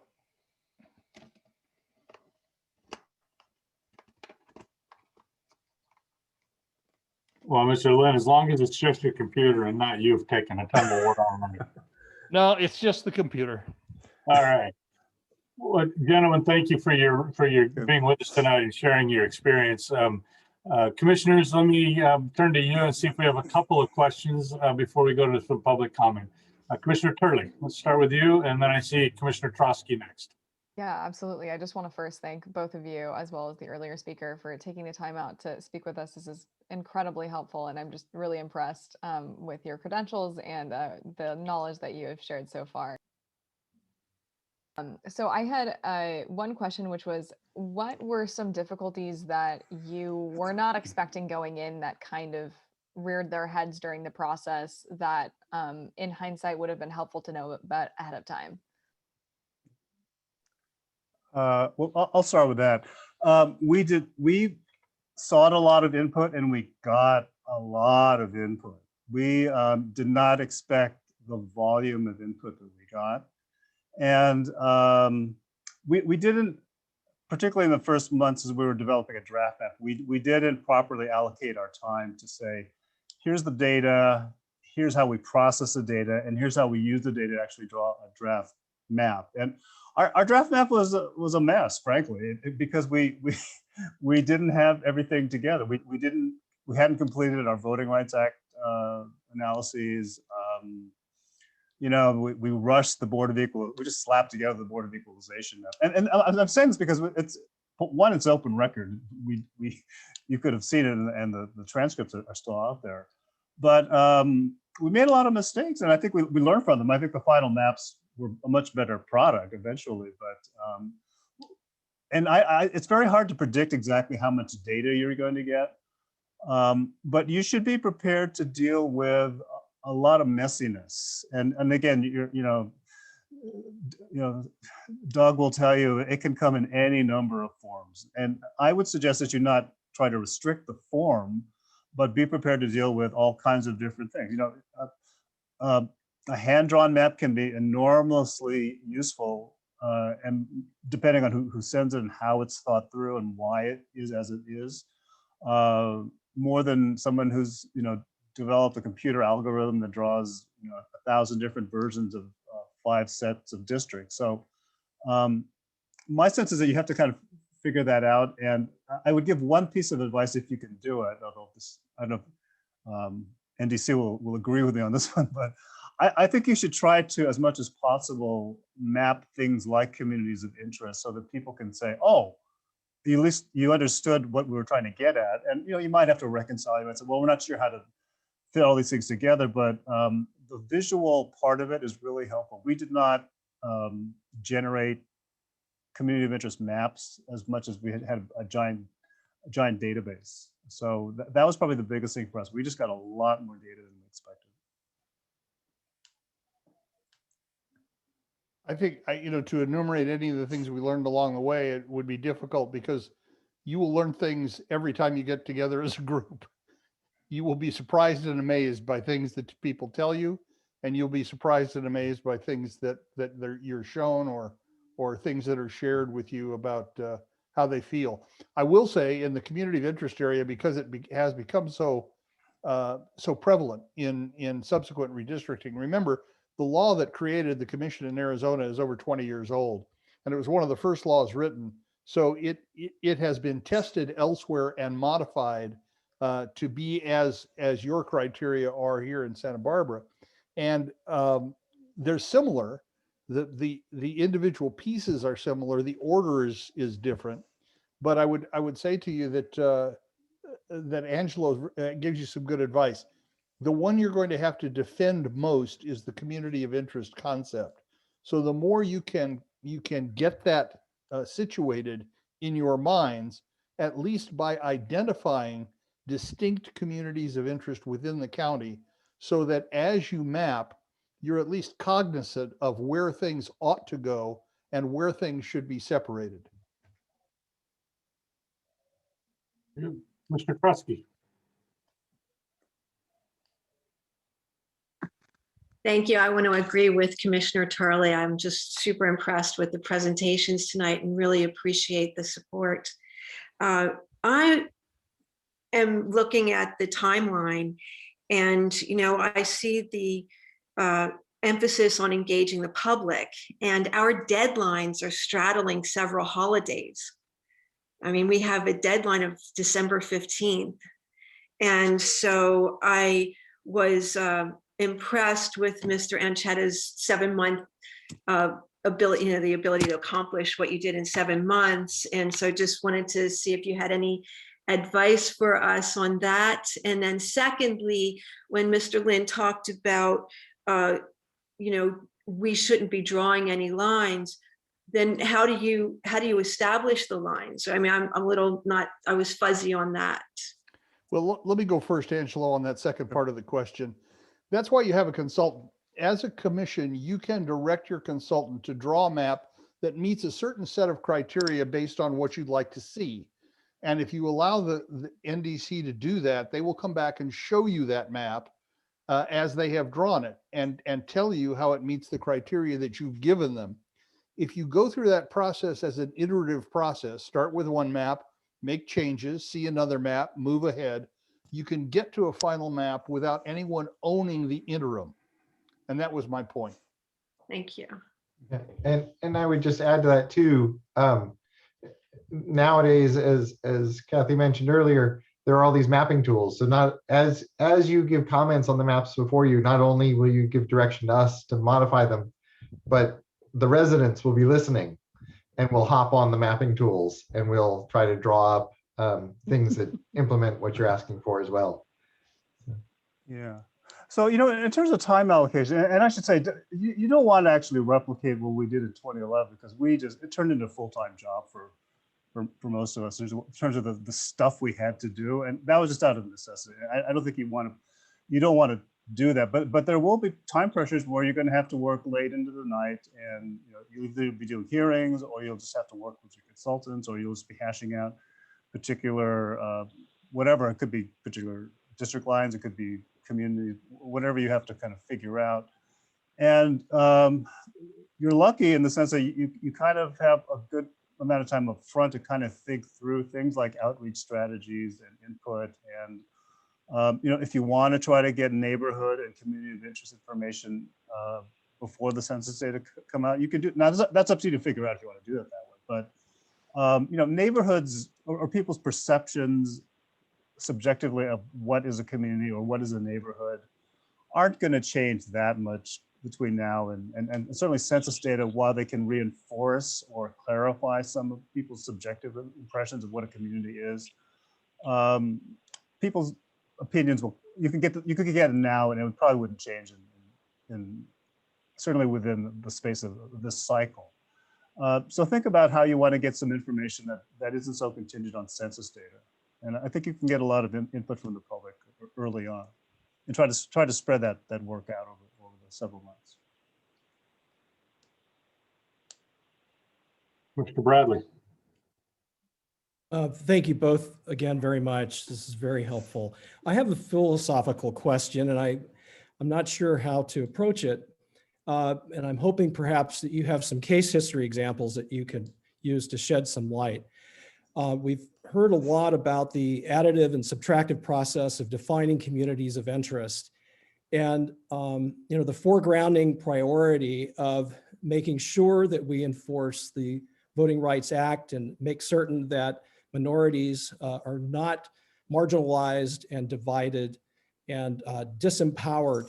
But I'm also wondering about perhaps in defining communities of interest, is there any threat or danger in provincialism? Have you ever seen a case where districts became so homogeneous, so walled off that they actually became very exclusionary to the interest of other districts? Could you please speak to that a bit?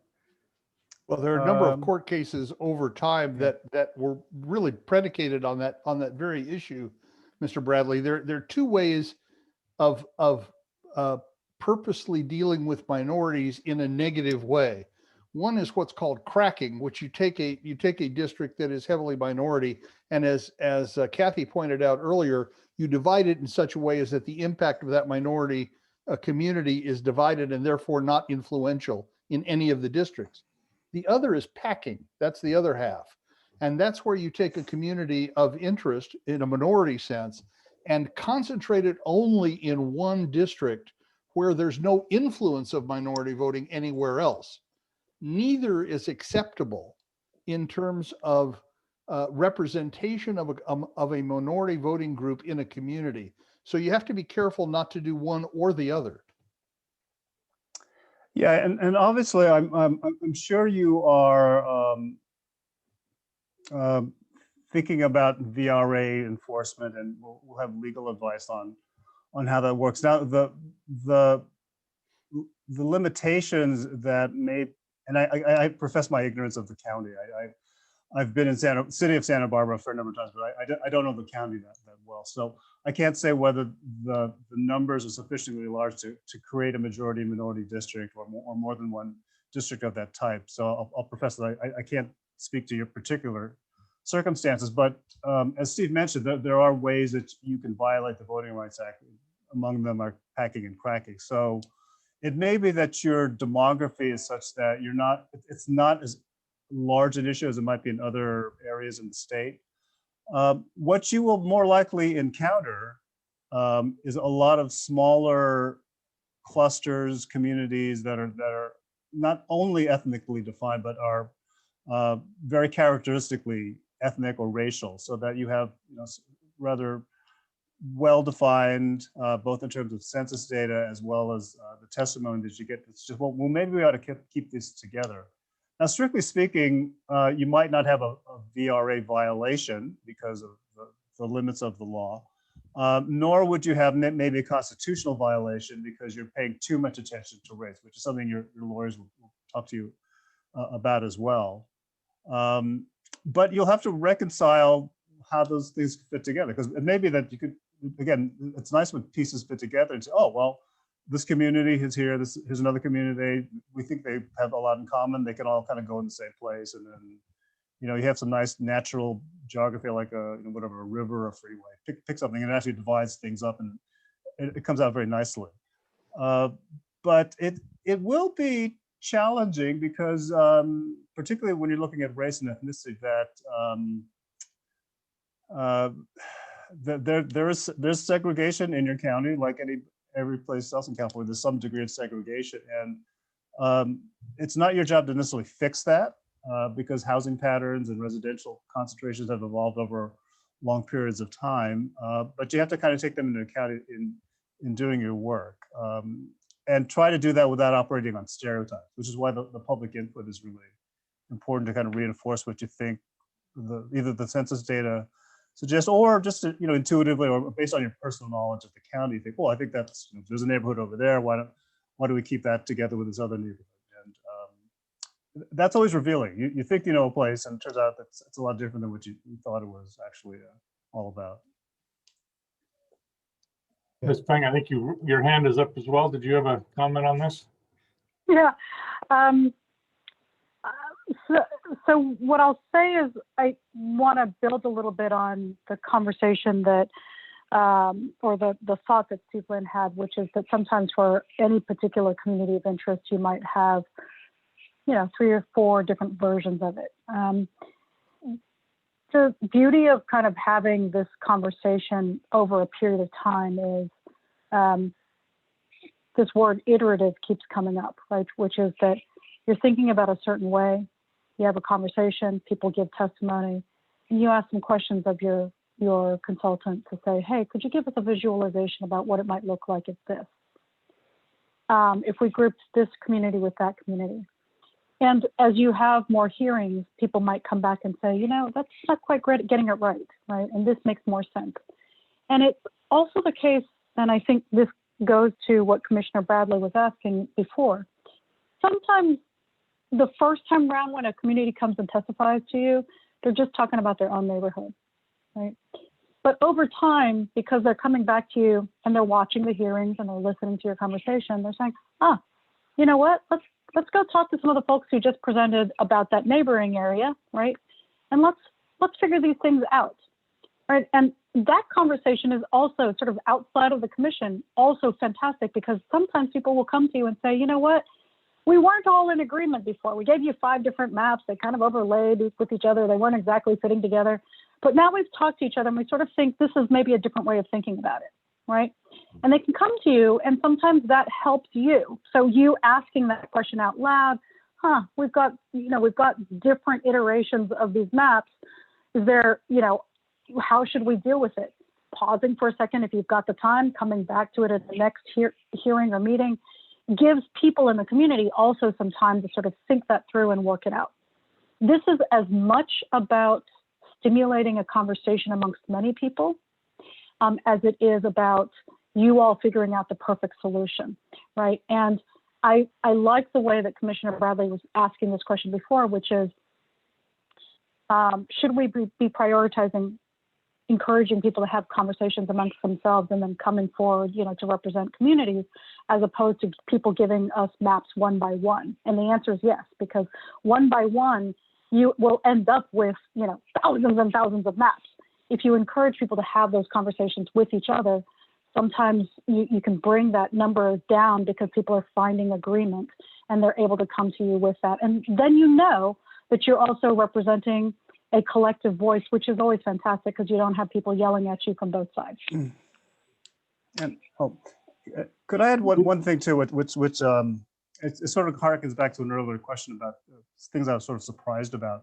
One thing we got a lot of, and I suspect you'll get it in your testimony too, because you're dealing with a fairly large geographic area, which is that you will not only will you get people saying, well, this is what my neighborhood is, what my community is, but you will get, for lack of a better term, sort of negative information, which is to say, my community is here and we have absolutely nothing to do and we have nothing in common with that population or that population. So it's like, oh, we are so different. We are so different. Do not put us in the same district, right? I'm sure you're going to get some of that.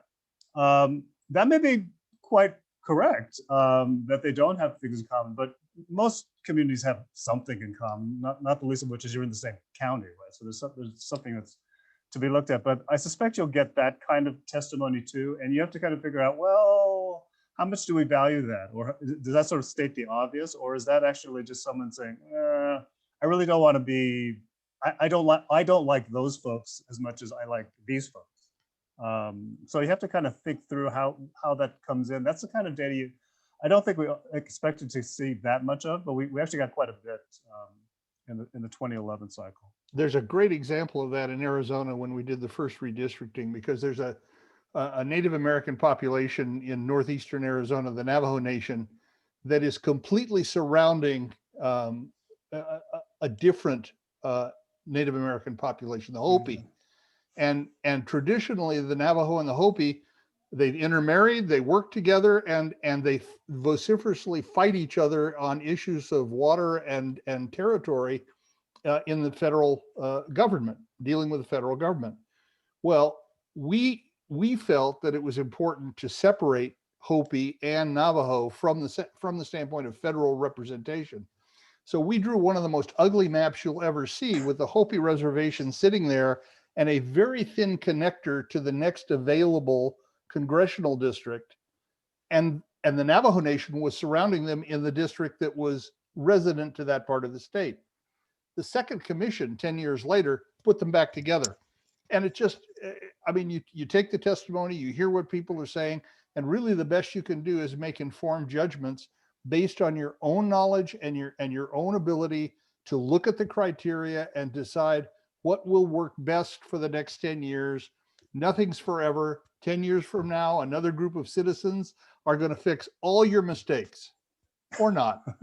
There you go. Commissioner Bray, I think, had a question, and then after his question, we're going to go to some public comments. So, Commissioner Bray. Thank you, Commissioner Chair. Excellent presentation, folks. Very informative. I guess my question is economic considerations. Is that part of a community of interest? Like here we have ag, we have military, we have higher education. Is that part of the consideration for a community of interest? Certainly can be. And they will undoubtedly present themselves. I don't know a lot about Santa Barbara County either, but I know I know that those interests are all within the county, and I know that there are areas of the county that have a tremendous wealth, and other areas of the county that are more reasonable in terms of their income levels, and all of those things can be considered communities of interest. And your job is to really sort through them and figure out how best to put them together from a county representational standpoint. You don't have to solve all the national problems, and you don't even have to solve the state problems. You got to solve the problems that are inherent within the county, so that when the supervisors sit as a governing body, everyone feels that they have a representative on the dais and they have a place to talk to government to get things done.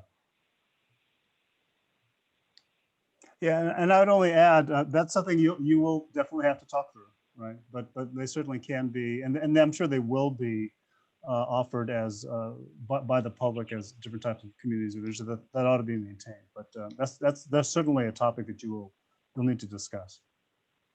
And if I very briefly add to that, to go on Angela's point earlier, getting to draft maps helps the community figure that out. We see this all the time with agricultural areas that are wrestling with, do they want to have, one district where they, they're not very heavily populated, so they might only get one and be one of 5 votes, or do they want each district to touch their territory, even though that divides them up?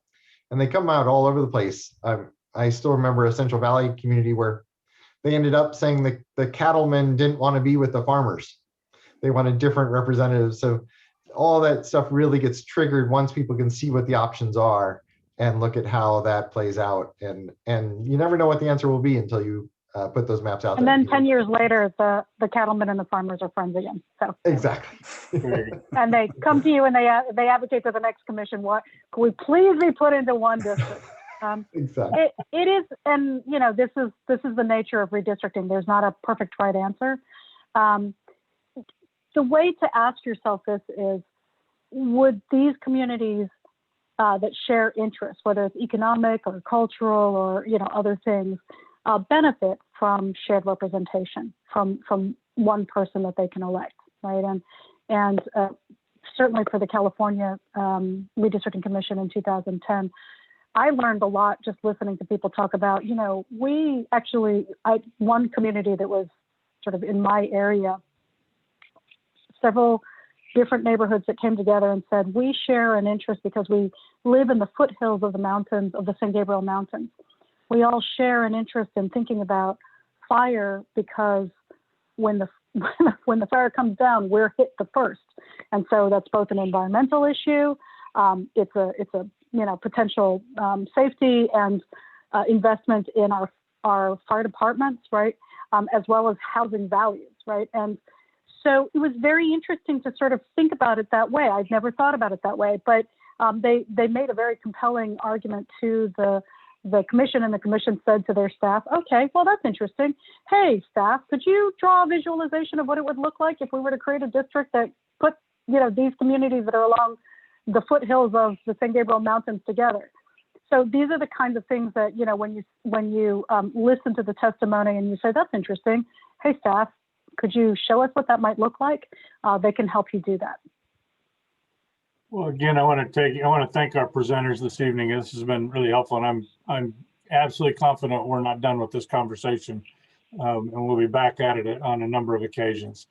Before we move to the rest of our agenda, I did want to open the podium for the public if there are any comments that folks want to make about either of the presentations that we have just gone through. So, Ms. Tilton, do we have any requests to speak?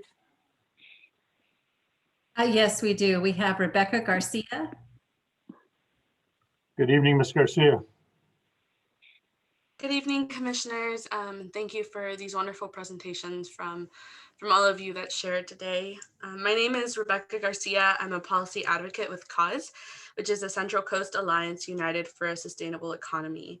For those of you who haven't heard of us, we're a nonprofit committed to social, economic, and environmental justice for working class and immigrant families. And I just wanted to quickly introduce myself and our organization because CAUSE has collaborated with the county in the past to create maps for our communities. And as many of the presenters mentioned, and really as many of you also mentioned, it's really crucial for our whole community to be welcomed into this process to create equitable maps. And we wholeheartedly agree and support this outcome. So we look forward to working with all of you and finding ways to collaborate. So thank you all again. Thank you. I don't see any hands raised, any more hands raised. Mr. Chairman, if I might. Mr. Johnson, do you want to wrap this piece up? Sure. One final thought, actually, a lot of the discussion about communities of interest made me think of something I want to show you. They are vital, but to what the chairs were saying about how you have to sort through them, I want to show you a map that actually Daniel Phillips of our team put together as part of his master's thesis. They took the input of communities of interest in Santa Barbara and mapped them. So just so you have a sense of what you're looking forward to, let me share this. Each of these red circles is a different community of interest from a resident. So just thought I'd put that as a little capstone on this discussion of the importance of community of interest, but the challenge that all of you face in sorting through all that community input as it comes in and making decisions about how to balance them against each other. So. Very good. And the beauty of that is I'm sure those were not all aligned communities of interest either, correct? Exactly. Everyone has its own story for sure. You have to sort through them. Absolutely. All right, folks, we're going to move forward. Item number 7 is a presentation discussion on a tool that the staff are preparing for us on how we can begin to identify the community organizations that can help us with some outreach. So, Doug, Shalise, who's leading here? I'll take the lead on that. Let me flip over here. Give me 1 second. I get that on screen. Here we go. Okay, share. There we go. So this is a spreadsheet I put together. It's just a simple Google sheet. And we're going to put a link on the commission's homepage. So if you just Google Santa Barbara Independent Redistricting Commission, you'll go right to it. The thought is it's pretty straightforward. This is where anyone who knows of a group that we should engage and that the commission should reach out to should enter it here. And all we're really looking for is an organization name, who their audience or membership is. So what group do they represent or include? If they have a website, what is it? If they have public phone number and public contact email, please enter that. I do want to emphasize that we're looking for public information because this is a posted page that anyone can see. If people do want to send in the president of the group's personal email, they should just send that to the email address that's on the webpage. And then any notes. So useful information about the group and why they're proposing it. So we're working with the county, as you heard last time, to figure out their outreach list, and they have a very extensive list. But folks should feel free to suggest, the homeless advocate groups, the farm worker groups, whatever groups individuals are familiar with that the commission should be reaching out to and engaging. I will note, I did send this link over to the county, and they were very good about posting it immediately. But we discovered one of the tricks of Google Sheets is that if you publish a file, people can't enter on it. So the link that's there now will show you the file, but people can't enter. So we'll be updating that tomorrow and fixing that. I've got to unpublish it and said share it in a different form. But pretty straightforward. And the other piece of this is to suggest groups that you're not the leader for. If we go to I'll actually go there, Santa Barbara County Redistricting Commission page. If you're actually the leader of a group or just an interested individual, you don't have to put your information on that form. Simply click here and you subscribe to the email list and you'll instantly be in the list. So this is just, groups like Cause that are in touch with 30 different organizations in cities across the county. If they would enter their lists, or even better, talk to those groups and get them to sign up themselves. But if they enter all the groups they know of in that file, we'll reach out to them. So the link is here on the site. As you can see, you can't enter yet. It's a bug we just discovered today about published files, but we're learning as we go. This is all cutting edge stuff. And so this link will be changed. And so that when people click on it, then there will be blanks where they can enter information. So just one piece of getting the ball slowly rolling towards getting this outreach list, in addition to the groups that the county's already in touch with. Any questions or feedback from the commissioners? Commissioner Trusky. Thank you. Will we have a chance to see that list, or is that available that the county has so that we're not being redundant? It's an interesting challenge. The county staff mentioned this a little bit. There are a bunch of lists kept in different groups. So different arms of the county have the list of healthcare organizations, and different groups have the list of different types of groups. So I think they'll have more categories and we'll get a specific list, but they're working to see what they can get together for you. It's probably better I would love to see 200 groups listed on that form, and we'll just run them by the county and they can check off who they already have on the list. It's probably going to be a quicker way of compiling it than the other way around. Mr. Turley. This is more of a general question, but I'm wondering if this might also be redundant. The larger California state redistricting, that will have no effect over our district lines, or it will? It won't directly, in part because we're not sure when they're going to draw them. The state Supreme Court actually gave them a February 15th deadline. So their deadline is 2 months after yours, and they're probably going to adopt that map at the final moment. Hopefully, the congressional and state Senate lines will keep Santa Barbara County whole. So there won't be any lines coming through the county, so there would be no impact on you. The assembly seats may or may not keep the county whole, so that may play in. But really, at the most, you should be in 2 assembly seats, so there won't be a lot of lines that you'd follow.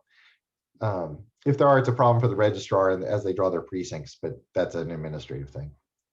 So on the flip side, we'll want to, if the commission comes to Santa Barbara County, which I expect they will, they'll get a lot of input on communities of interest, and they're so high profile, they get a lot of folks, as Kathy said. So we'll be listening in and borrowing that community of interest input that they get as well.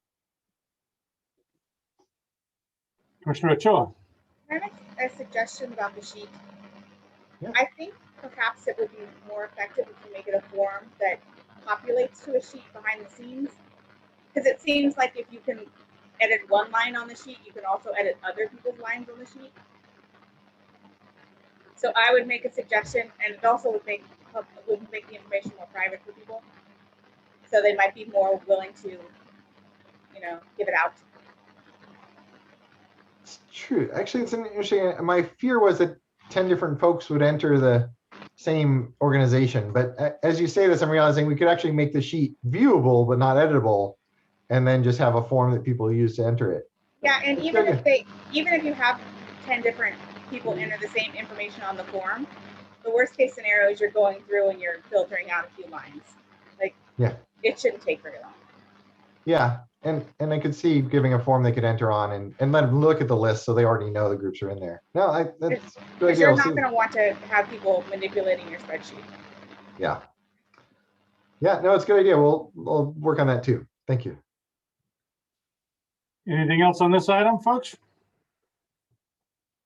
All right, let's move on to item number 8, which is again an update on another form that staff has been preparing for us, and this one is to facilitate the reporting of ex parte communication. So this one, we'll be sending out emails to the commissioners. This one, I think we're all set on. Let me show you where we're at. Okay. So what we have is, we've been wrestling with exactly some of the issues Commissioner Cho was just mentioning here of how do we let people view it without letting them edit it or mess it up, and just how do we avoid actually commissioners accidentally changing other commissioners' info. And this one we have gotten shared. This is a Google sheet that you don't actually enter on. This is actually pulling information from each commissioner will have their own sheet. And we'll send those links out to you tomorrow. All the sheets look the same. What this does is, the key thing is down here at the bottom, all these tabs. And so we have the welcome information right up top, and it says welcome to it. At the bottom of the sheet is a tab for each commissioner. So as the folks click through, they will see these fields. And it's just, pretty straightforward. The date, the approximate time, the format of the meeting, and I'll come back to these two. Was it a meeting with an individual, a meeting with a group, or a public event, which is just a pull down? Who was the group you were meeting with, and then a description of what was discussed. So I'm just using commissioner, obviously this is fake info that we put in to make sure it works. For each commissioner sheet, you'll see the format, and the individual is just a pull down. So the format, it's either face-to-face, it's by phone, it's by email, over social media, or some other format. And then same thing with the individual group, you just pull down and choose. So pretty quick to enter, and it makes sure that it's all uniform. And actually, to Commissioner Cho's point, we can look into how to do a form with this as well. But pretty straightforward. So only the commissioner and NDC staff would have access to edit or touch your personal sheet. And then the whole public will be able to access this sheet and see all of the different disclosures. So hopefully pretty simple. We're happy to work with any commissioners who want a little help in getting comfortable with it if you're not comfortable with the spreadsheet approach.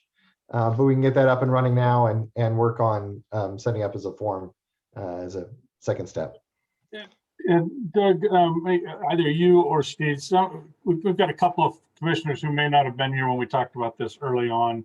And as some of us are getting more, a little more experience in this, could you just, one of you briefly just kind of talk about what's the threshold for reporting, right? So if I'm having a conversation with my wife over dinner and we're talking about redistricting, do you want me to report that? Or is it something, where's the bar? Chair Morris, so yeah, for the 3 new commissioners, This is helpful for all of us. For everyone, I think.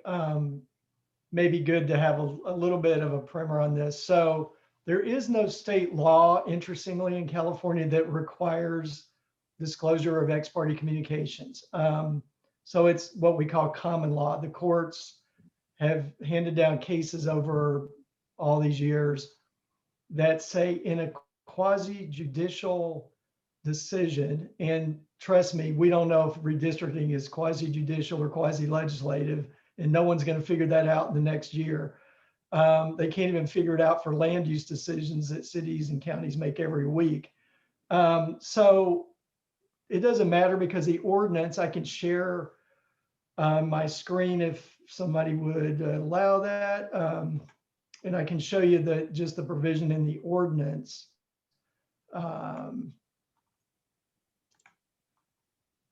And There you I'm go. blocked. I'm locked out. Okay, so let's see. What do I? There we go. Can you guys see that? Not yet. Okay. How's that look? There we are. All right. So this is the provision in the operating rules of the commission.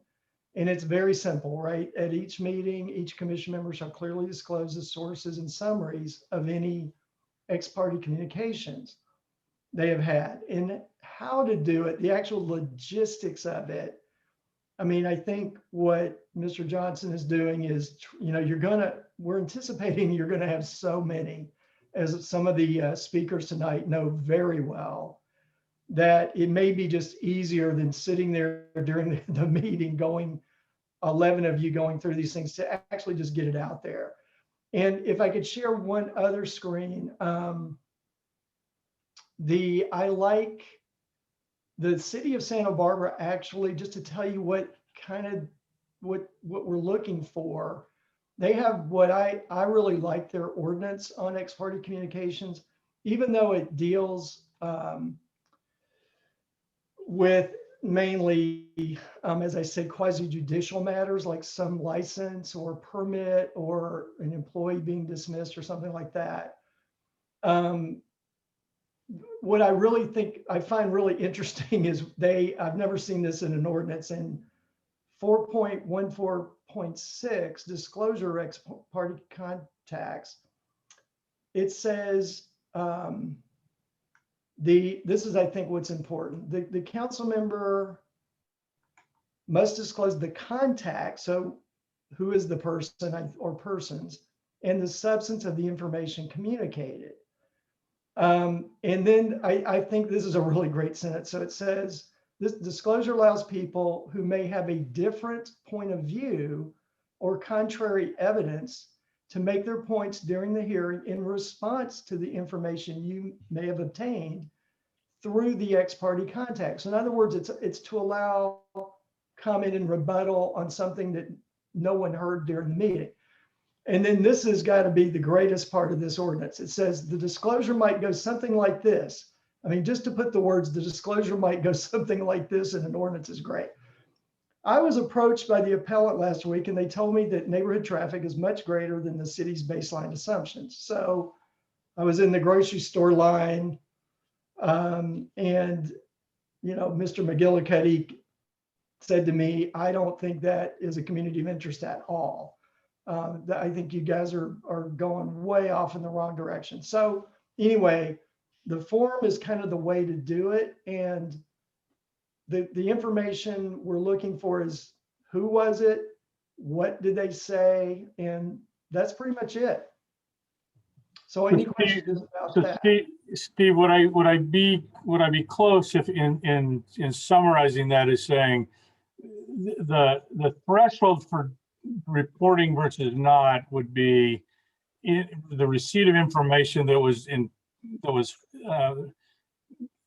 could influence my decision, right? That they're providing information that either they hope will influence me or that could influence me because I've heard it, right? Not as opposed to somebody going, how's that experience? Or, when is your next meeting? Or are you going to talk about this? Which meeting are you going to bring this up at, right? That are more procedural, I guess I would say, versus an attempt to influence. Is that a fair kind of a filter? That's why I've got the ordinance back up on the screen. So this is written, that's very rational and common sense. So we don't end up with just a ton of, noise that's going to bury whatever there might have actually been that was relevant.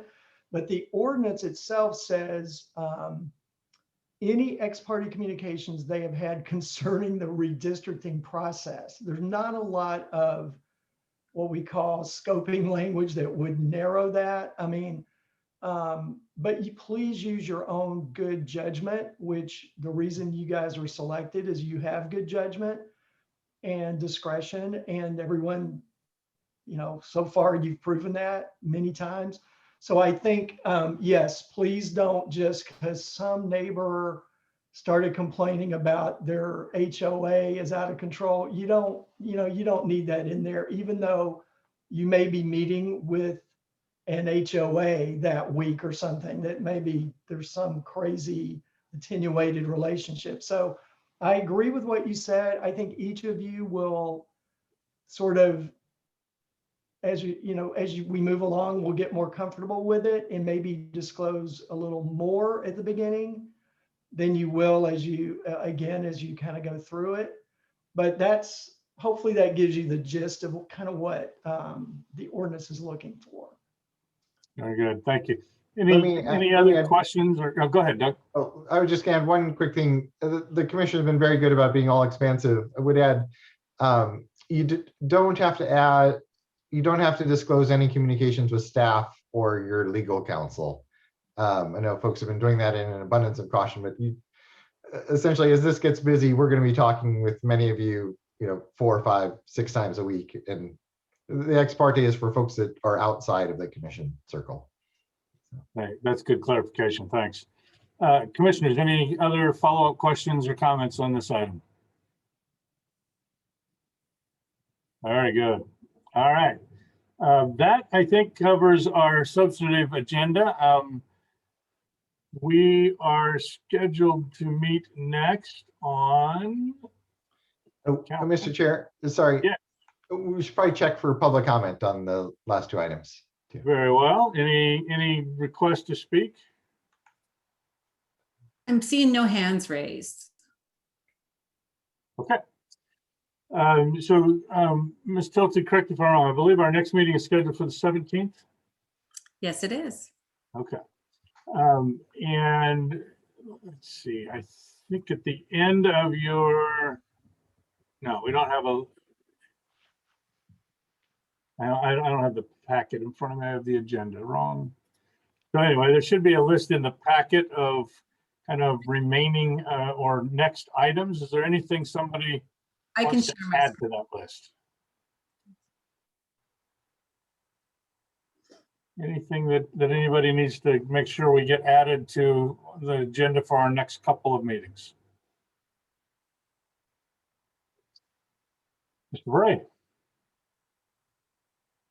Mr. Chair, I don't know if this is appropriate because it's not on the agenda. It's a question I have regarding Tuesday's Board of Soups hearing with the law firm being presented. My question is anyone representing the commission in front of the Board of Soups? So let me, thanks for bringing that up. Let me share what I know, and maybe Mr. Churchwell can add anything that maybe has come up in the last half day since he and I chatted. We expect that this item will be on the supervisor's agenda, so our recommendation regarding legal counsel will be on their agenda next Tuesday at 9 o'clock. Maybe Ms. Anderson could jump in. I don't know that that's been assigned a time yet on their agenda, but once we know the time, it was my expectation that I was going to try to be available if they had a question for the commission. I don't expect to be part of, my understanding is county council will actually, or county staff will make the presentation and handle their agenda item, but was planning to be available if they had some question they wanted to throw to us as the commission. All of you would be welcome to attend that meeting if you have nothing else to do on a Tuesday. They do meet during working hours, so it can be a little more challenging. So Ms. Anderson, can you narrow that down any? And then Steve, anything that I may have missed that you're more aware of? Yeah, No. Chair Morris, I think you pretty much summed that up. I will confirm and see if I can't get a good time. That's sometimes difficult depending on what we have going on the agenda. They were initially looking that as a fairly simple consent item, so I don't think that's the case anymore. They at least expect some discussion to be had. So let me see if I can't find out a specific timing, but our meeting starts at 9 o'clock. Steve, anything that you're aware of that would change any of what we've just shared? That was a good summary of what I know as well. All that's subject to change, I'm sure, 3 or 4 times between now and Tuesday. And I think once we do know, we'll make sure an email goes out to the commission with the best information we have. Okay, Doug, one item that I don't think it has to be in one of the next 2 meetings, but in the conversation, the presentations today, one of the things that struck my curiosity was, the notion of beginning some of the outreach with in low voter turnout or low voter participation communities. So maybe finding some of that data to the most current you can find. That might be as we start to begin to kind of lay out, where are we going, who are we talking to, and when. That might be one piece that, at least based on what I heard tonight, might be a good starting place. Yep, it definitely makes sense, and actually it parallels very well into our training topics for the next meeting that are scheduled are actually all about census data and geographic data and all that that goes into this. So it'll fall into that quite perfectly, I think. Good. And just to revisit a request that was made last time, as part of that, we think we're on track to have the interactive map, so that we'll not only show you what's gathered and available and talk about sources of data. We are hoping to have finished and ready for you and the public to view a website that will show all that geography overlaid, and people can click on different layers and start orienting themselves around that. Very good. Ms. Ochoa. I have one more sort of thing I think we need to start thinking about. Well, 2 actually. The first being especially since we're going into ex parte communication, some talking points to the commission. Like, what information should we be getting out there? It's the first thing I would like to see if that's available somewhere, or if we can think of some up. And the second thing, I think we need something with less of a barrier to entry than these meetings. And my first suggestion would probably be Instagram, just because we're eventually going to be going into maps and it's good with pictures. But I think we need somewhere that we can direct people that's not a county website that's, however long, only in English on the first page, that sort of thing. So if we can start getting those sort of resources going, I think that would be helpful. Very good. Good suggestions. Anybody else? Just really quick, adding on to what Commissioner Ochoa said, potentially exploring Facebook and YouTube too. I don't know if the county has an account on Facebook, but I know that is how a lot of organizations share their information to the communities that could potentially be our audience. So just exploring that route, just because that's how I've often gotten a lot of county information myself in Spanish and English. So maybe that's something that could boost our participants as well. Yeah, these are great ideas, definitely. And glad to hear it, because it kind of parallels our thinking of, as we move forward with training topics for the next 2 sessions, the thought is also to have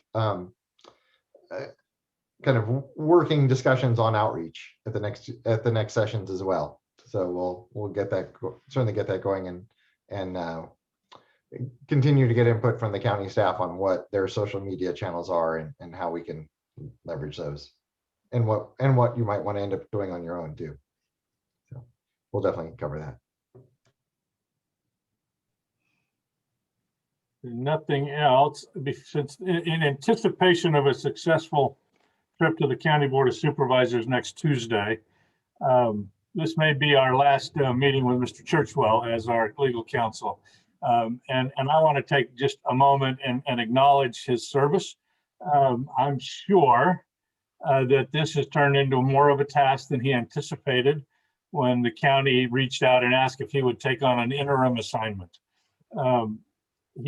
Steve, I want you to know on a personal level, as chair of this startup, you've been incredibly helpful to me. I've appreciated your good nature and your willingness to explain it a couple more times as we've worked through some of these issues. Would have loved to have had you stay on, but I understand that wasn't what you signed up for initially, and just wanted to publicly acknowledge your service and express my personal appreciation for your guiding hand in the last several months. So, thank you. Thank you, Chair Morris and Commissioners. It has been a true honor to work with you, and I wish you the best moving forward. And who knows, we may call on you for testimony somewhere along the way. With that, folks, I believe we are done for this evening. Threat? We will adjourn our meeting at 8:35 and look forward to seeing everyone again at 6 p.m. 2 weeks from tonight. Thank you.